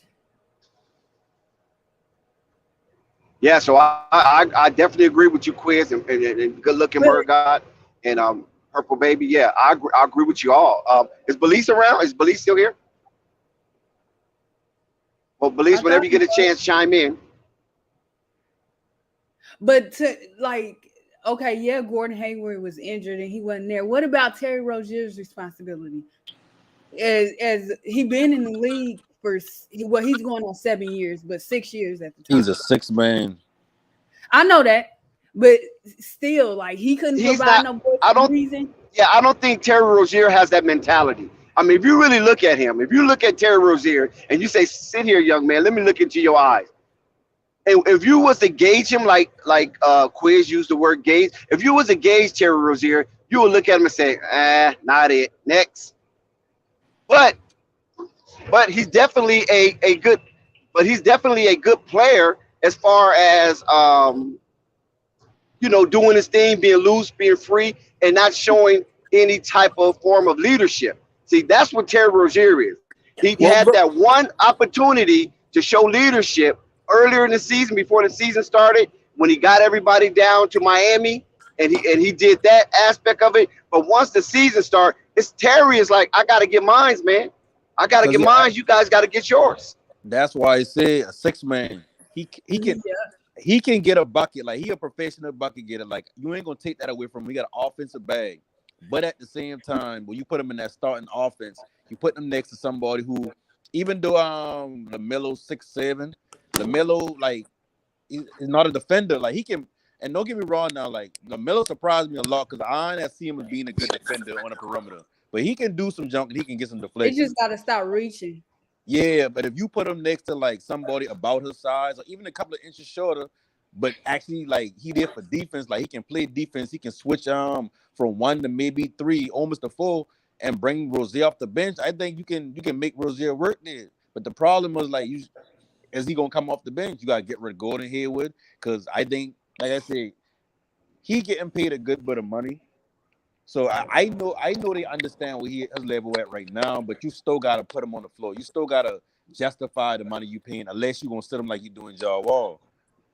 Nah, that's not the issue with Terry Rozier. I like that Dex brought up and talked about a little bit about leadership. But here's the thing with Rozier. Rozier is a streaky shooter. He's hot or he's cold. I don't think that the performance he gave in the play-in was a typical Terry Rozier performance. He just doesn't have that. That level keel. You know what I mean? That's why I like that you brought up Gordon. Gordon Hayward is a more level player. You know what I mean?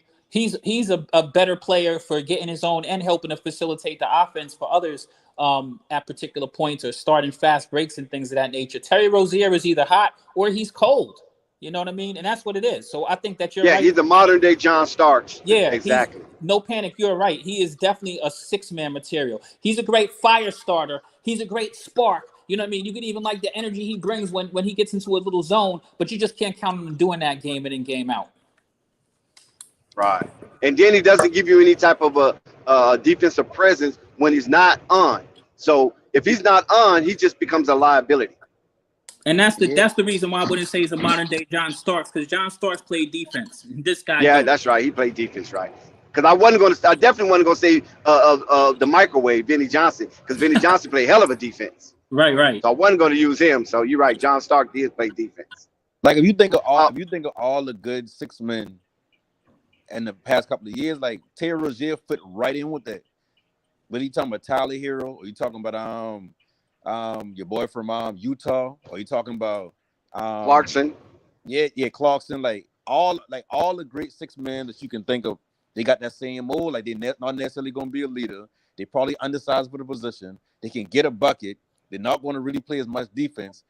Like they work better in small spurts rather than over the course of the game. Nobody really rely on a 6 man at the end of the game. Like, okay, well, it's the fourth quarter. We need a bucket. Shout out Trent.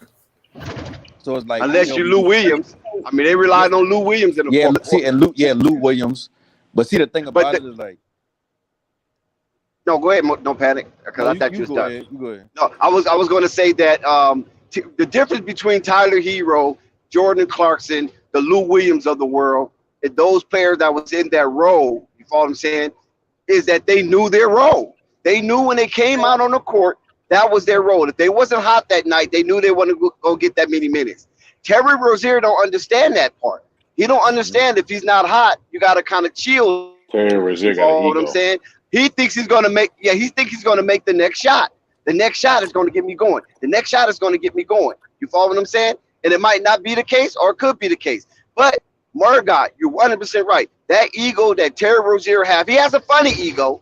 It's not no ego like I'm all that. It's the ego that I'm all that with you guys. You feel what I'm saying? Because he know he could go somewhere else. He probably would have that ego depending on what team he is. He has that I don't even ego. think that's true, Dex, at the end of the day, because you gotta remember the timeline of Terry Rozier. This right here, right? He been with Boston. He overplayed what he thought he would have been in Boston. Now he a valuable piece of that Boston round rotation. They know they couldn't pay him. So now you're looking at Charlotte, and it's like, okay, shit, they trying to get rid of Kemba. They trying to do this. Now the new team that get him gotta pay him. Now that he get paid, he been the best player on the Hornets since he been there. He get paid again. So it's like all this, the economy of the NBA will kind of help him get to that point with his ego. So like I said, I ain't saying you wrong about the ego thing, but I don't think it comes from just who he is or like he just depending on what team is. I think if he go to any team with that same contract, he gonna feel like I need to be starting or I need to be a big piece. But I'm not saying he won't. I won't say he won't feel to be starting, but he thinks he's better than everybody on the Charlotte Hornets. In his mind, he really thinks that. He thinks he's better than Gordon Hayward, better than Miles Bridges. Definitely thinks he's better than LaMelo Ball. You follow what I'm saying? In his mind, that's what he thinks. So therefore, he plays that way, and it's hard to give a player like that structure and bring him back down to earth if you don't have a real leader on the team and say, listen here, little dude. You know what I'm saying? I'll make you part of that locker room, what you call that? The doors on the locker. I'll make you part of the locker room locker if you don't slow this thing down, man. You costing us if you don't play within yourself. But that's when basically, having good veterans on the team do. The Charlotte Hornets don't have good veterans. No, they don't got. They thought Montrezl Harrell was going to do that. No, I mean, Montrezl Harrell out there being ball up. They slow as hell. But Montrezl Harrell have a reputation to speak his mind if things is not going right. But he ain't a winner, so how that's exactly. But Montrezl Harrell only speaks his mind when things are not going right for himself. Not for everybody else. When it's not going right for him, that's when he speaks his mind. Yeah, it ain't. That's right. And that's his biggest issue right there. You don't speak about it for the team. You don't speak about it for himself. I agree. Just like when he was with the Lakers. He didn't speak about it for the entire team. He spoke about that for himself. Or with the Clippers. Same with the Clippers. That's why teams keep them older players. Like when the Lakers had Jared Dudley. You see how mad they bone he had to get what Charlotte needs? Team. Charlotte needs a doing his Haslam. Charlotte needs a Al Horford type of player. Right. That's a good take. That veteran leader that's going to basically go there, go to work, grind, be a professional, all that kind of stuff like that, and keep players in line. Because I mean, that's the biggest issue right there. Is like they don't have a, you know, you got to. I mean, let's be honest, man. You got a lot of young players on the team. You know, some of them, you know, let's be honest, some of them from the hood. It's You know, AAU team. It's you know, AAU team. basically, you know, hey, you know, some of them, and you got players like Terry. They got an ego about themselves. That feel like, Yep. you know, like you said, Dex. I'm the best player on this team. Matter of fact, I could be the best player in the league. I'm top 10. Knowing full well, knowing full well you're not even in top 50. Come on, man. But that's what some of these players think. And they need a reality That's check. crazy. They need a Yeah, I'm reality top check. 10. You know, I mean, Nowhere you near the got All-Star, right? He ain't nowhere near the exactly All-Star. nowhere near it, man. Like you got players, and just like basically no panic brought up. You got players like Lou Williams that figured out what his game was and accepted his role. You know, and that's the thing that a lot of players don't want to do early. You know, they don't want to accept their role and realize that, hey, you know, I might not be that guy, but let me be a contributor to the team some way. Shit, You that's know, how you allow stay and allow the player that is that guy, which is Lamelo, because he wasn't drafted that high for a reason. You know, to be the face of the franchise, but they don't want to let Right. go. But also, too, that comes down from management. Yep. Because who's management pushing to be that? Terry and Gordon. Terry and Gordon. They're pushing that instead of basically pushing LaMelo. You don't see that slack coming from everywhere else. When Trae Young came to town, who were they pushing? Trae Young. When Luka came to town, who were they pushing? Luka. When Ja Morant came to town, who were they pushing? Ja Morant. Mm-hmm. You don't see that nowhere else. That's because you got, you know, and that's the thing. You got players. You got, you know, a owner and a GM that's basically that you can almost say that's out of touch almost. You feel what And I'm do saying? you know? They kind Yeah. of out of touch with the NBA, with the young players, and the route of the NBA where it's going almost. Yep. Yep. They don't know how to You got relate. too many old heads. Yeah, you got too many old heads up in the Yeah, executive man. staff. Exactly. And I'm gonna tell you this. Though I was getting ready to go to a Hornets game, right? And I saw the exorbitant amount it costs for a Hornets ticket.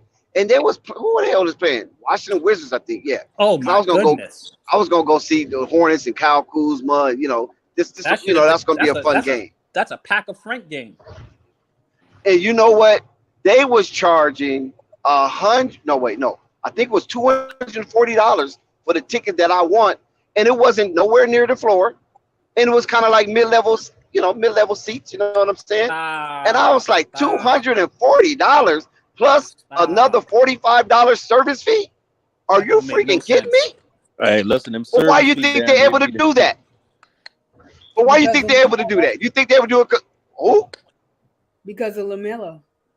because of Lamelo. You know, good and darn well, nobody ain't paying that type of exorbitant amount of money to see no Gordon Hayward and no freaking Mason Plumlee and no Martin, one of the Martin twins, and Miles Bridges and Terry Rozier. Come on, man. We ain't just But that's the issue. you know what them tickets But that's the issue. they factor in the stars that actually coming to the game too. As far as like if they playing the Wizards last year, would have been Bradley Beal Yeah. and well just Bradley Beal. Then they have That's the issue too. I don't want think to Bradley Beal was imagine- playing. That's Bradley the Beal issue wasn't I even have playing too. that game. I want you to That's the imagine issue what I that have ticket too. would have been if they would have been playing like the Lakers or somebody. That's what I'm getting ready to say. I'm glad you Right. brought that up. If they was playing Brooklyn, the Lakers, or the Knicks, or somebody, Oh, that probably would've been could you $300. imagine? Are you Probably freaking kidding me? I mean, this is $300, Washington Wizards. They was in the bottom as well as the Hornets was in the bottom. You know, Hornets That's was fighting for their dear life to hang on to crawl to the finish line to be a playing team. But that's the And you issue, charging $240 plus a $45 service fee to download the freaking raggedy ass ticket? I was Yeah, like, man. hell no. But that's I the told my issue people, right I said, there, man, I ain't going to that game, man. So I said, when I'm cool, man. I'm out. Matter of fact, I'm out of here. I'm using that money for my plane ticket. I'm out of here. Yeah, I watched So to put it plainly, with a healthy Gordon Hayward and Terry Rozier, y'all know because they already doing it. Gordon Hayward is our best player. You know, Terry Rozier in there somewhere too. I just feel like they gonna have this man. They gonna treat him like Malcolm Brogdon when he was with the Oh, the Bucks before the Bucks traded him. If anybody was watching the Bucks back then when Malcolm Brogdon was on that team, that's how LaMelo gonna be playing this season. Telling Exactly. you, man, it's unfortunate because they charge you extra to go see LaMelo because that's who you come in to see, but they don't promote him. They don't promote him. Joe didn't. It was nothing there the in the stadium. as a basically the all-star player that he is. But like I said, you don't see that nowhere else. But when you come to Charlotte, that's what they do, man. And that's honestly because, again, small market. Now they got a nice arena. I like the arena though. It looks nice. Oh yeah, but I wasn't gonna pay that. Yeah, I wasn't gonna pay that. I've been in there before. I'm thinking because I'm thinking you're gonna get like Atlanta Hawks type tickets. You know what I'm saying? That price, that type of price, and you already know Atlanta got a lot of extracurricular activity going on around the city. So that's inviting. You know what I mean? To go to a Hawk game or what you call Atlanta Falcons. I went to their games too, Atlanta Falcons and things of that nature, because there's so much going on in the city. You don't mind paying, the little money that they charge you for it. But what am I going to do in Charlotte after that? It's going to be like 10 o'clock, 11 o'clock at night when the game is over. Listen, everything in Charlotte is one. You better go to Onyx. That's more expensive than the damn. That's crazy. You can see the Sixers for cheaper than that. Shoot, get you some wings. That's what I'm saying. That's nuts. They sell wings there too. I was like, wow. Wait, you said what again? What'd you say, Merk? I said, go to Onyx and get you some wings. They sell wings there too. You said Onyx? Oh yeah, Onyx. Oh yeah, I've been to Onyx. You talking about in Atlanta? Yeah. Oh no, they got one in Charlotte. Oh, they got one in Charlotte. Oh, okay, yeah, I don't know about that. Oh, I know I've been to a few barbecue places. They got some good barbecue in Charlotte. I give them that. Yeah. They got some good barbecue. North Carolina, them in Tennessee. We gotta do. Yeah. We gotta have some good barbecue here. Well, that's what Tennessee got good barbecue. Go down to Memphis. Oh my God, that barbecue is hella fire. If you're ever in Memphis, go to Rendezvous. Listen, Dex. I went to this there's a hole in the wall place, and in Nashville, Tennessee, best barbecue I tasted. I found it riding past it in Nashville. It was a little food truck, black on. Listen, man. They had a catfish. They had a catfish basically as long as my dang arm. I was like, my goodness. Yeah, I don't eat catfish though, but yeah. Man, listen, man. That junk was good, man. Food was good. I don't eat it no more though. Yeah, but yeah, I give them that. North Carolina got good barbecue, especially Charlotte, because they have some barbecue places that's like fine dining. Yeah, and that's what I noticed. I was like, whoa, because I'm used to barbecue places being, barbecue places, barely holding up. You know what I mean? Might have to slap a fly away from you or whatever. But yeah, they have some fine dining barbecue, and I was like, wow, this is crazy. Yeah, so it's a nice city though. I give them that. It's a nice city. It's nice. But I wasn't in the hood though. I never been to the hood. Only been to like the downtown area and on the outskirts in the suburb. I never been to. Yeah, Charlotte got a nice downtown.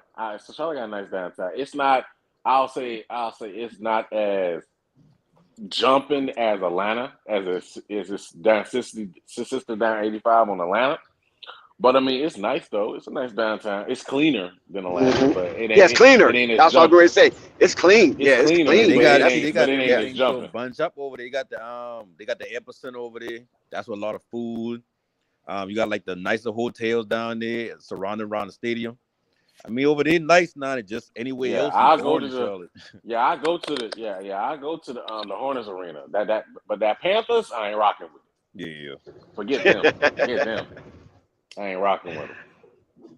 Yeah, that stadium sits right off the highway. You can see it right off the highway. Yep. Oh yeah, man. What's that? Is it still Bank of America? Is it still called Bank of America? Yeah, I think so. Yeah. Yeah. So the Hornets got a whole lot to unpack as far as to getting themselves back on the map and to make that team and that organization relative again, and to put a little fear in some of the other teams. Right now, they just don't have that. When you play the Hornets, it's just we playing the Hornets. It ain't nothing that you circle on your calendar. You know what I'm saying? and Man, and it's unless you're getting the more Atlanta the competitive. Hawks. Hornets, the Listen, Hornets and got a it's getting mess more right now, man. and it's getting more competitive because I mean I actually like the moves that the Pistons just made too, I love Oh yeah, especially if they get Miles Bridges. The Pistons on their way, man. Like they've I'm watching the been. Pistons this season. I don't know who that GM is there, but that Yeah, man, the last it's he, I just told you it's what's your name? Troy Weaver. Troy Weaver. Troy Weaver. yeah, man, yeah, he made the He came past from like Oklahoma City. man, you see how he changed that team around in 2 years. Hmm 2 years, he He changed the that one team that brought around. Jello over. Troy Weaver's the one that brought LiAngelo Ball over from Oklahoma City Blue to the Detroit Pistons, but somehow, some way that didn't work out. Maybe because his ankle injury or whatever. But whatever came to that, he did give LiAngelo a shot with the Detroit Pistons. He brought him over personally, made the call. LeVar, give me your boy. Let's see what he do up here. You feel me? Mm-hmm. And that's how LiAngelo got to Detroit because of Troy Weaver. For all who But didn't know. that's what I'm saying though. When you look, like I know it was via trade, but with New Orleans, no, they did not end up keeping Josh Hart, Lonzo Ball. Who else came from the Lakers? It was Josh Hart, Lonzo Ball, Ingram. Brandon Ingram. and Ingram. So only player they kept out of that deal was Ingram. But you see, like just in general, yeah, they had Zion, but they did not trade Zion. They like got CJ McCollum. I'm not crazy over him, but he good. But if you look at their draft picks that they got, that I'm just like, come on, Charlotte. Like, really? What are y'all doing? Orlando, I know they got too many guards over there, but come on, man. And now Detroit, like, I'm just irritated. Like, what are y'all doing? If you notice that when Chris Paul was a president of the Players Association and the Oklahoma City was on the brink of moving back to Seattle damn near, he went and helped that team out. You know that, right? Oh yeah, I know. He went and helped that team out as a president of the Players Association, got him into the playoffs, made him relevant. They start back selling tickets and things of that nature because their faith was basically lost when Kevin Durant left and then ultimately Russell Westbrook left. You follow what I'm saying? They were just down and just down and out. So Chris Paul helped them big time, and Paul George left them as well. Now the same thing happened with the New Orleans Pelicans because I just believe the NBA be having hands on this type of stuff. They give the New Orleans Pelicans the #1 pick after the departure of Anthony Davis, right? They send those youngsters over there. Zion is there, so they have a nice solid core. Then all of a sudden, after 2 years, Zion just felt the need to take a hiatus. You know what I mean? I give you that he did have an injury, but he might have stretched it out a little bit. He might have took a little extra time on that vacation. You know what I'm saying? And that team was on the brinks of just falling. Now I know they can argue and say, well, we was on the teeter of being a playing game. We was, 11, 10. You know what I'm saying? In that range. But if CJ don't come, they don't make the play in. And we don't know what might have happened with Zion and how he felt about the Pelicans missing an opportunity once again. So it seemed like to me, as CJ McCullough, as the company guy that he is, and the president of the Players Association, he went down there and did that team a solid, and it worked out for the better, just like what Chris Paul did for the Oklahoma City Thunder. Yeah, man. Man. He loves New Orleans, man. He said it reminds him of when he was playing in college. Because New Orleans ain't that big. But it's he said he loves it, man. So I mean, he went down there, man. He helped that team out, and they building something down in New Orleans, man. And also too, they got a good coach. Yeah. Salute to the panel. Salute to the panel. What's going on, guys? What's going What's on good, with you, Marvin? Marvin, man? Hey, I got Hey, a what's up, question. Marvin? Man, what's up, panel? What's the What's going question? on? I've been listening, guys, and Is I that had a Rico? question. I had a question for Purple Baby and a couple of more people.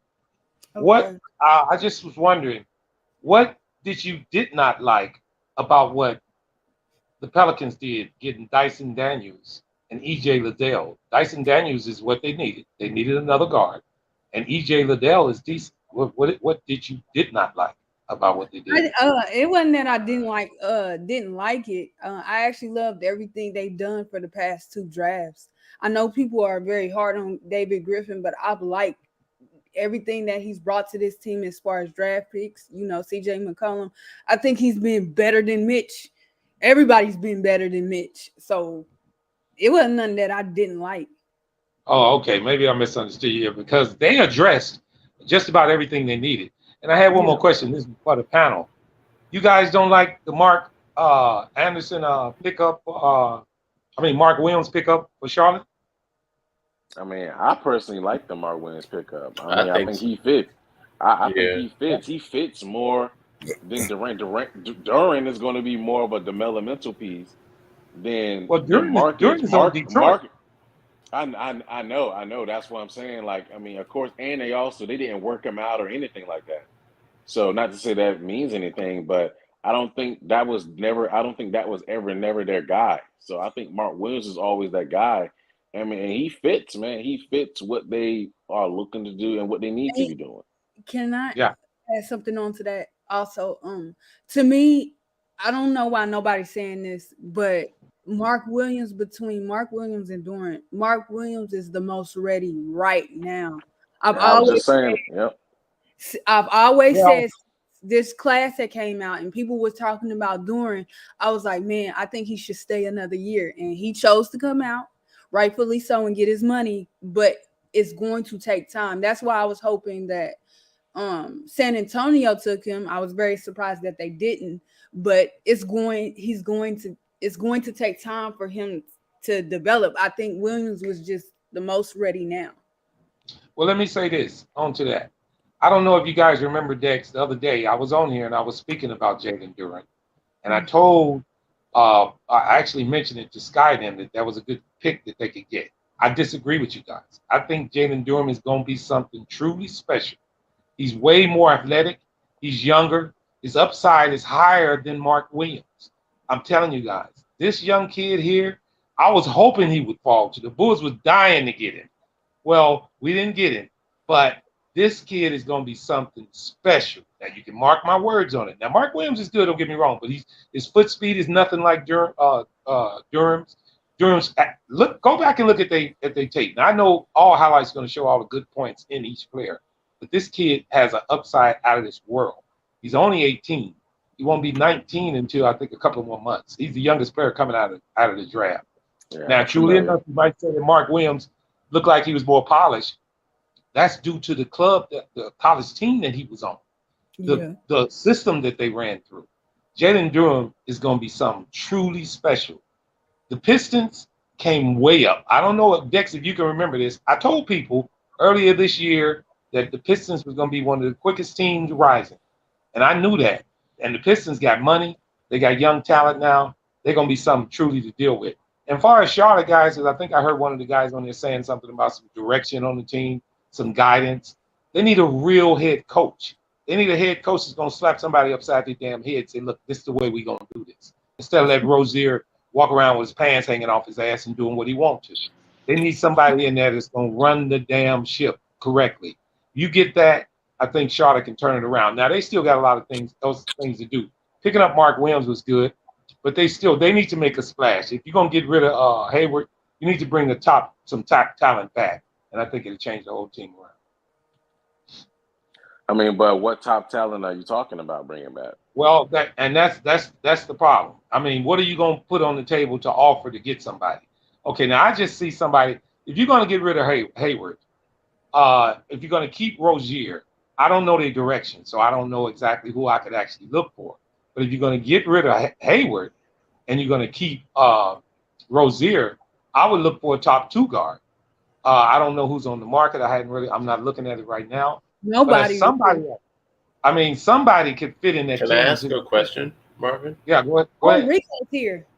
Yeah. I'm just Marvin, because you said that you wanted to bring in direction.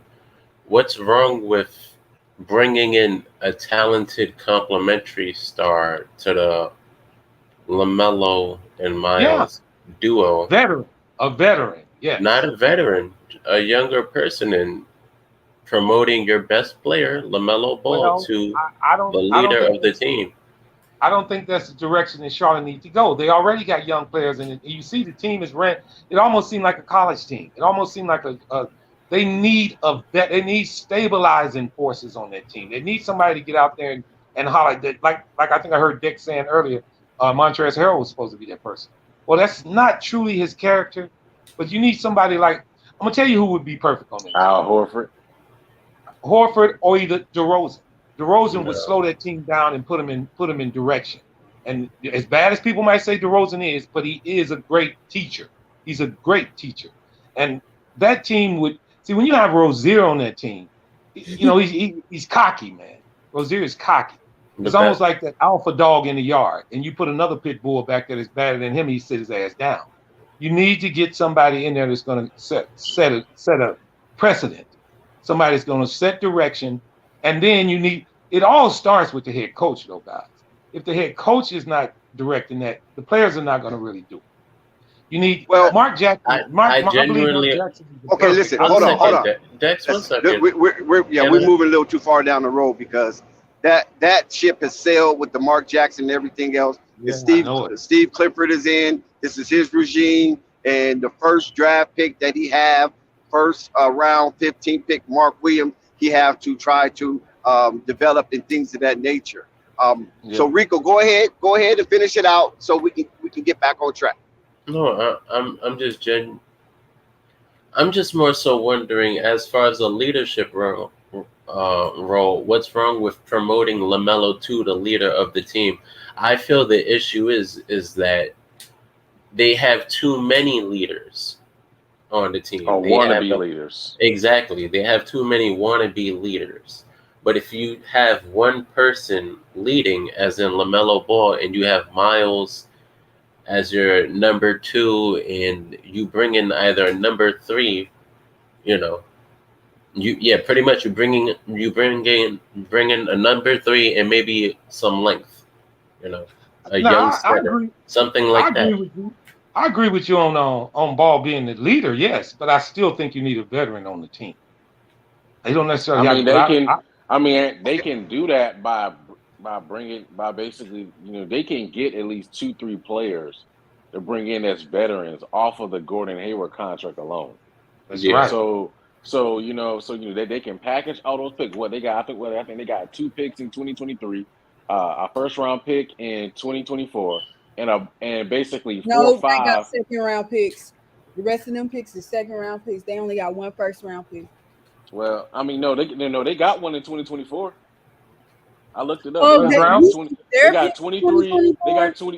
They got 20. No. What happened was that pick that was for that 2023, they would have had 2, but that one went to the Knicks. So they only got 1 in 2023, which they got from the Knicks again. Where the hell happened to release? They got for that Denver pick. Then they still got one that's their own in 2024, and then they have basically a 3 or 4 second round picks, which they can package all of that in a deal, including, or some of it, including with Gordon Hayward, to figure something out of where they're going. I heard things about going after Pirtle, all that kind of stuff. So, Murgot, Michael Jordan is hell bent on getting Russell Westbrook, and the only thing that's really holding that up is the Lakers. Because the Lakers, they don't want what the Charlotte Hornets has offered, and they offer Gordon Hayward, Terry Rozier, and maybe a future second round pick or a late first round pick if they can aggregate that through a trade through a third team. But I don't know if that's going to happen or not. But listen, Mark Williams, okay, he is a 2-year Duke Blue Devil polished player. AC All Defensive Player of the Year, and I believe he was the first team ACC defensive player. Right now, look at this: 7 foot, 245 pounds. So he don't come in stickily as a gray alien. You follow what I'm saying? He comes in with a little bulk. He comes in with a little flair, playing with Mike Krzyzewski. And listen, his mindset should be so ready for the NBA because he played with Mike Krzyzewski last season at Duke. So you know that was high octane. They wanted to win the championship and everything, but they They fell came short. close. They came They close. came close, but they fell short. You follow what I'm saying? So Yeah, they was playing their ass off because that wasn't really a talented Duke team. We know Duke Even though folklore they and, said and, it and, and was, collegiate basketball. they said it That was. wasn't they. Yeah, but it wasn't. It wasn't one of the most talented teams. You follow what I'm saying? So, but he was a part of it, and he was an engine on the defensive end, and that's what they need. And with Steve Clifford, I'm only highlighting the positives because we done raked the Charlotte Hornets through the mud already for so long, and I'm just tired of beating the dead horse. But the positive that we can get out of this is Steve Clifford is a defensive-minded coach. They drafted a defensive-minded player. I don't think he will get in the way with Lamelo or any of the young upstart players on this Charlotte Hornet roster. But when he do shoot, he shoot at a high clip. And I think this player has a IQ that's ready-made to be inserted in the Charlotte Hornet rotation to play alongside of LaMelo Ball, a Miles Bridges, a PJ Washington, a Gordon Hayward, a Terry Rozier, and even Mason Plumlee if they happen to run two bigs at the same time, if they want to run that. They not doing that. Yeah, but I'm just saying, I'm just throwing it out there. I'm only highlighting the positives. So with this young man they got, this 20-year-old, right? This guy comes from Norfolk, Virginia. Virginia don't play when it comes to athletes, man. Should we go down the line? Lawrence Taylor, Allen Iverson, Michael Vick, especially Plexus Burris. Should we go down the line? D'Angelo Hall. Should we continue going down the line with these outstanding Norfolk, Virginia? I'm not just Norfolk, Virginia, but Virginia players that came and played at a high level, regardless of what sports they chose. So he's going to come play. He's going to play hard. He was a college standout 5-star recruit. Listen, the guy was at IMG Academy, for crying out loud. He was at IMG Academy. They don't take no suckers down there. So I'm going to tell you, Mark Williams was a good pickup. Listen, he has the accolades and the amateurism, and when he's playing with LaMelo Ball and he shoots the way he shoots and he thinks the way he thinks and he defends the way he defends, I think he will be a wonderful plug and play for this team at this time with the structure that they currently have. So I don't know if you guys are sleeping on Bryce McGowan's either. I like him. I like him. Yes, listen. I hadn't heard much about him. This guy's good too. He's a 6'7" guard. And now think of this guy. Which they need. They need a big guard. Right. Now think of this guy. If they can get him to buy in on defense, he's gonna be a problem. That's right. Now hold on. Listen to this. Did they get him in minds of thinking of moving on from Rozier? Think about that. Because now you got somebody that can play that position, and this guy averaged 16 points a game. Now I know he's a rookie. No, they got Book Knight for that. No, they got Book Knight for that. Book Knight is Terry Rozier replacement. Well, they wouldn't have never drafted McGowan then. I don't even think the Charlotte Hornets that smart enough as an organization to be planning ahead. Why would they draft McGowan's? I don't think they got Boot Knight for replacement of Rozier. I don't think they did any of that. Because Marvin, hold on, let me answer Marvin's question. Because Marvin, you have a lot of 2-3 players on the team that plays the 2 and the 3 that are on expiring contracts, such as the twin, such as what's his name, Kelly Oubre. A lot of players on that team a lot of players that play that position, his position, are on expiring deals. So when you move on from him, you got someone young that can replace him. Well, but let's go back, Murgod. Let's go back because we have a lot of dissension when it comes to Terry Rozier replacement. Because why would they draft Book Knight? So you think they just have a log jam at the guard position because they just inept? Yes, ma'am. Because they're not trying to run Book Knight as a 2. They want to run Book Knight as a 1. So that's why they drafted him. You can't run him as a 1. That's virtually impossible. Exactly. We know that. They don't know that though. How don't they know that they scout him Like you I can't just think get a player and no, say, I don't think it's wrong. That's the thing. We're thinking traditionally like, oh, you run Book Knight at the one, he needs to run point guard. No, he could run that off-ball point guard role where he He's plays coming his off the net. bench. I know, but they're grooming him. That's what I'm He's saying. got it. So but Rico, see, do if you you tell believe him to he's put the Terry ball in Rozier his hand, he replacement? ain't game ready. No. No. I think Lamelo Ball might run the point guard from the two position, and Book Knight Yes, might thank run the you. point. Yes, That's that's what Well, I'm what. where's Terry thinking. Rozier But that going to don't be make no then? sense though. He's gonna be gone. Yep. That's Yeah, what I I think just they're gonna said. move on him. Yes, but that's what I'm telling you. You So he's his But replacement because Melo's so already starting. hold on, yeah, let no. me ask him a In question real in quick, that Dave. sense, yes. I said no Okay, because there we go. he wasn't gonna be the shooting guard. You know what I So mean? Okay, so He's so gonna be Nick, the point guard. That's why I said no. But yes, so okay. Dex.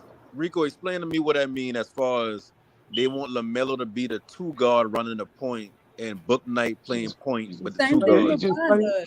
just play the two position and Explain to run the you. point. That's all. He Explain. was You know how LeBron advocating James for it. in Miami ran a point from the three, and then Yeah, Mario like point Chalmers forward. played like that off ball, somewhat like a shooting guard, pretty much played I that role. understand it perfectly. But But yeah, as, see, as I understand that from a LeBron aspect, but as far as LaMelo, like, don't you want LaMelo with the ball in his hand more so than you would want a two guard in college or whatever no, they're and gonna teaching run him the position? LeBron. Okay, you see how LeBron does it at the three. Yeah. Yeah, because Okay, it's then physicality. Luka Doncic does it at the two. So they could use LaMelo Ball the way utilize Luka Doncic at the shooting guard. So he'll be a Yeah, point it's basically. nothing to run him, play him at He two and he, let him he run the team. That ain't exactly. nothing. He'd be the shooting guard, but his play style would be the team's point guard. Yep. Yeah. And But then I to Book mean, your I Knight. don't. Shout to out your to Hoop question, Jargon. Dex, Hoop Jargon is in the building. to your question, Dex, I believe this young kid Bryce McGowan is coming in for what's Jigga's replacement. Think I'm joking. Now mark my They words. might be Okay, competing. I don't see that. I don't see that. I don't see I it. mean, you know, I it's think it's Book a Knight is move. You know, it's a solidified. move in the I think future. Book Knight is solidified on the depth chart as the next up from Terry Rozier. That's what I Hey, believe. He is in a way, but they if felt he like that doesn't about come to Kyra the Lewis, Exactly. right? And then they got Herb Jones. Yeah, how much Yeah, playing but time Kyra did he Lewis got get? hurt. He got hurt though. And Both of them plus, were I'm hurt. I'm also just, I'm just Kyra saying Lewis. things happen. I'm just saying I things know, happen. Dex. but That's all. listen, you can't put that in the same category because Book Knight is better than Kyra Lewis by far. But I'm just See, when you saying. say by far, I'm no. But He said, "What do you no mean by panic. far?" No, No he's panic. better That's than not the point. That's not the point. Kyra I'm just Lewis. saying. All I'm saying is things happen. People lose their spot. That's all I'm saying. So you Book Knight don't is know. buckets. You see, can But, say, Bryce hey, Harper Book is Knight next but is the coming nice. thing in. Homeboy comes in, he's better. He Book Knight will loses be his spot, worse maybe. next to Melo than Rozier actually, because Rozier actually can give you 20 to 30 points on a given night. Book Knight it's cannot. Rozier it's give you not. the same They level Very. of need defense. another But playmaker though. That's what y'all missing. I agree. I agree. If LaMelo gets injured, foul trouble, whatever it may be, they need or a Yep, team strap him coming into the season and I get the agree. ball out of his hands. They need someone else. So that's why their intent. I don't agree with it, but that's why they want Book Knight to run the point. But I see, that disagree. I see what y'all saying, but this LaMelo and y'all say Book Knight or whoever playing a two, and but they could be playing a one. That's my problem with, like, we call him basketball, like positionless basketball nowadays, because it's like we don't need all that gimmicky stuff. Like, we got our point guard. So He can score with this the was ball going to in his be so. hand. No We need to panic. put somebody next to him that can take the pressure I'm, off him defensively. Like, no that's how panic. all rosters set up. No panic. Let me ask Rico this then. Okay, what No Panic just said. Okay, Rico, is there any resemblance to a Allen Houston and Steve Smith type guard play with Book Knight and LaMelo? Did he leave? Well, I No, probably don't no, think no, so. no, yeah. no. Oh, go ahead. You know how they did it, No. right? Pat Riley did it with them and Jeff Van Gundy with Steve Smith and Allen Houston. Yeah, no, but I think Steve Smith was more like a point forward. I don't think they're going to use LaMelo like that. He's going to be more of that scoring, that new scoring wave, pretty much. Luka Doncic, that's what I think they're going to be. And It's pretty much, yeah. Go ahead. no, I was just And I saying, got a question. better Go ahead. example you could use, Rico, is even though it didn't last that long, James Harden and Kyrie. And they put Kyrie at the 2 and had James at the 1. Or James Harden and Chris Paul, or James Harden and Well, Russell Chris Paul Westbrook. You mean when they put James Harden at the 1 and Kyrie at the 2? Yeah, that's what Yeah. I said. What did I say? The other way Did I around. say? Yeah, I'm sorry. Yeah. That's what I was to say. And what I got to say about how you say about Luka and LeBron, it's like basically what you're saying is the more talented player, which would in your scenarios would be Luka, would be LeBron, and I forget the other tandem you named. But at the same time, like pretty much the off guard or boot night in this position would be just a smaller player. I don't think that's a plan that you putting together. I don't think that's a plan you put together. I think you just put the team around your player, like with LeBron. Yeah, they could have found better point guards than Chelsea Palmer. I mean, damn, Chelsea Palmer. Than Mario him. But at the end Chalmers. of the day, it's like he could have shoot. Yeah, Same but thing with that's what Luka, I'm like, saying. you put Brunson next to him because Brunson can score the ball. But I don't think a team goes in like, okay, well, we about to groom this player to be in this position next to LeBron or next to so and so. I think it's just more so you put your best players and personnel around your star or your person who handling the ball instead of saying like, well, we're gonna bring Book Knight in to run the point guard next to Lamelo when we know we want Lamelo in the ball in his hands or whatnot. That's like with Luka. Like I don't think Jalen Brunson been a plan. I think that's just been more like, okay, we putting players around Luka to maximize his talent. No, but He can that's maximize everybody else. the thing with Luka is it's more of a learning curve because Jalen Brunson he in himself is a natural point guard, in my opinion. But with LaMelo and Bouknight, I don't think James Bouknight is a natural point guard. He's more of a shooting guard Yep. with combo guard skills, pretty much. So he's a scorer who can pass, in other words. Okay? But LaMelo Ball is he's taller. He's the better, he's 6'7". And also, as I've been saying, the best player on the team in today's league is your point guard. Mm-hmm. It also helps a million times that LaMelo Ball is one of the best passers in the league. So he's going to run the point guard from the 2. And then I don't know if you're not getting it because of the comparison. No, it's not the comparison. I'm just saying his role is LaMelo Ball is going to be a point guard at the shooting guard position. Pretty much, he'll be guarded by shooting guards. Okay, Bouknight will be guarded by. Yes, Bouknight. That don't necessarily mean that, Rico, because you can be guarded by whoever. It don't matter. No. I'm saying, look. I apologize. If you talk about matchup, I can understand to a certain extent. How can I look? Okay, if we was to bring up a game of 2K, right, and it shows the starting 5 of both teams, Bouknight would be the point guard. LaMelo Ball would be the shooting guard. Now, whoever the coach comes into the game and makes his adjustments and who guards who, that's cool. That's what coaches do. But that's how they'll start their lineups. But their roles on the court would be Bouknight would be more of a shooting guard, LaMelo would be more of a point guard. The scoring point guard of today. I don't think I don't like the way y'all saying they draft Bouknight to do the standard third. What you're talking about is just like rotation and lineups. That's one thing in itself. Because what you're saying is like, okay, on the roster, he might have this player at point, this person on the 2, the person at the 3, but the 3 is actually more so the point guard. That's just lineup and rotations. If you're talking about like, as in making your pieces fit together. So that way, LaMelo Ball, Miles Bridges, and James Bouknight, when you pair them together, that way they work in an offensive system. Yeah, but it'll still be the ball handler. Will still be LaMelo Ball, making of course. But I agree with you.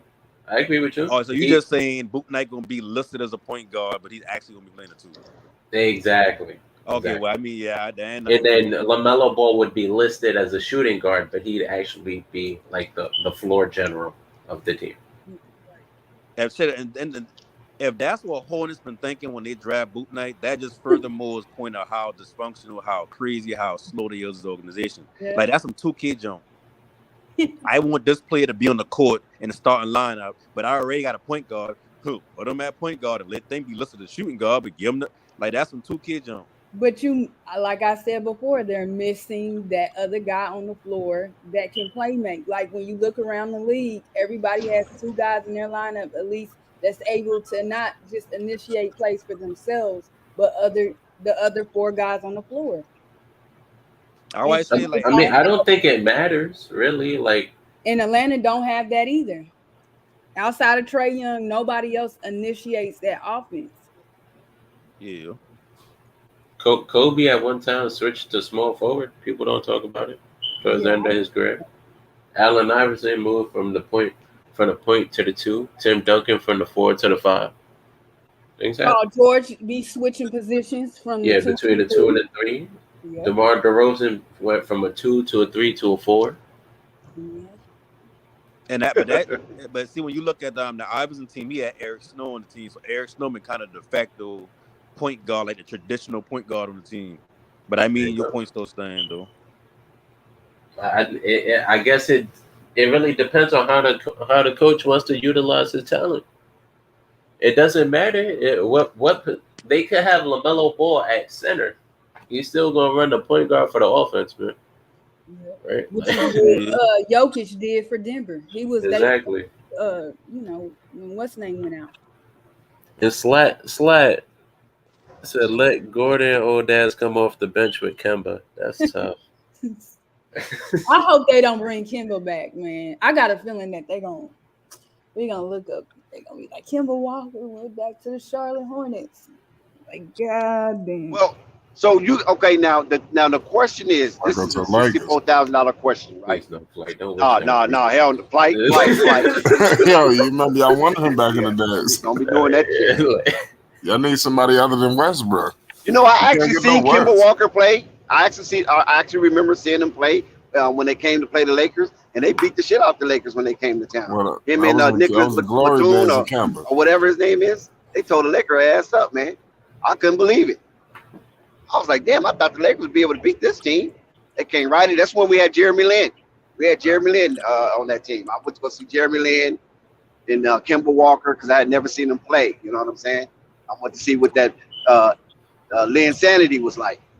And the Kemba came in there. I think Kemba had like 34 that game. They couldn't do nothing with Kemba Walker. If Kemba could get his knees together, he'd be a nice mentor for Marvin, give up.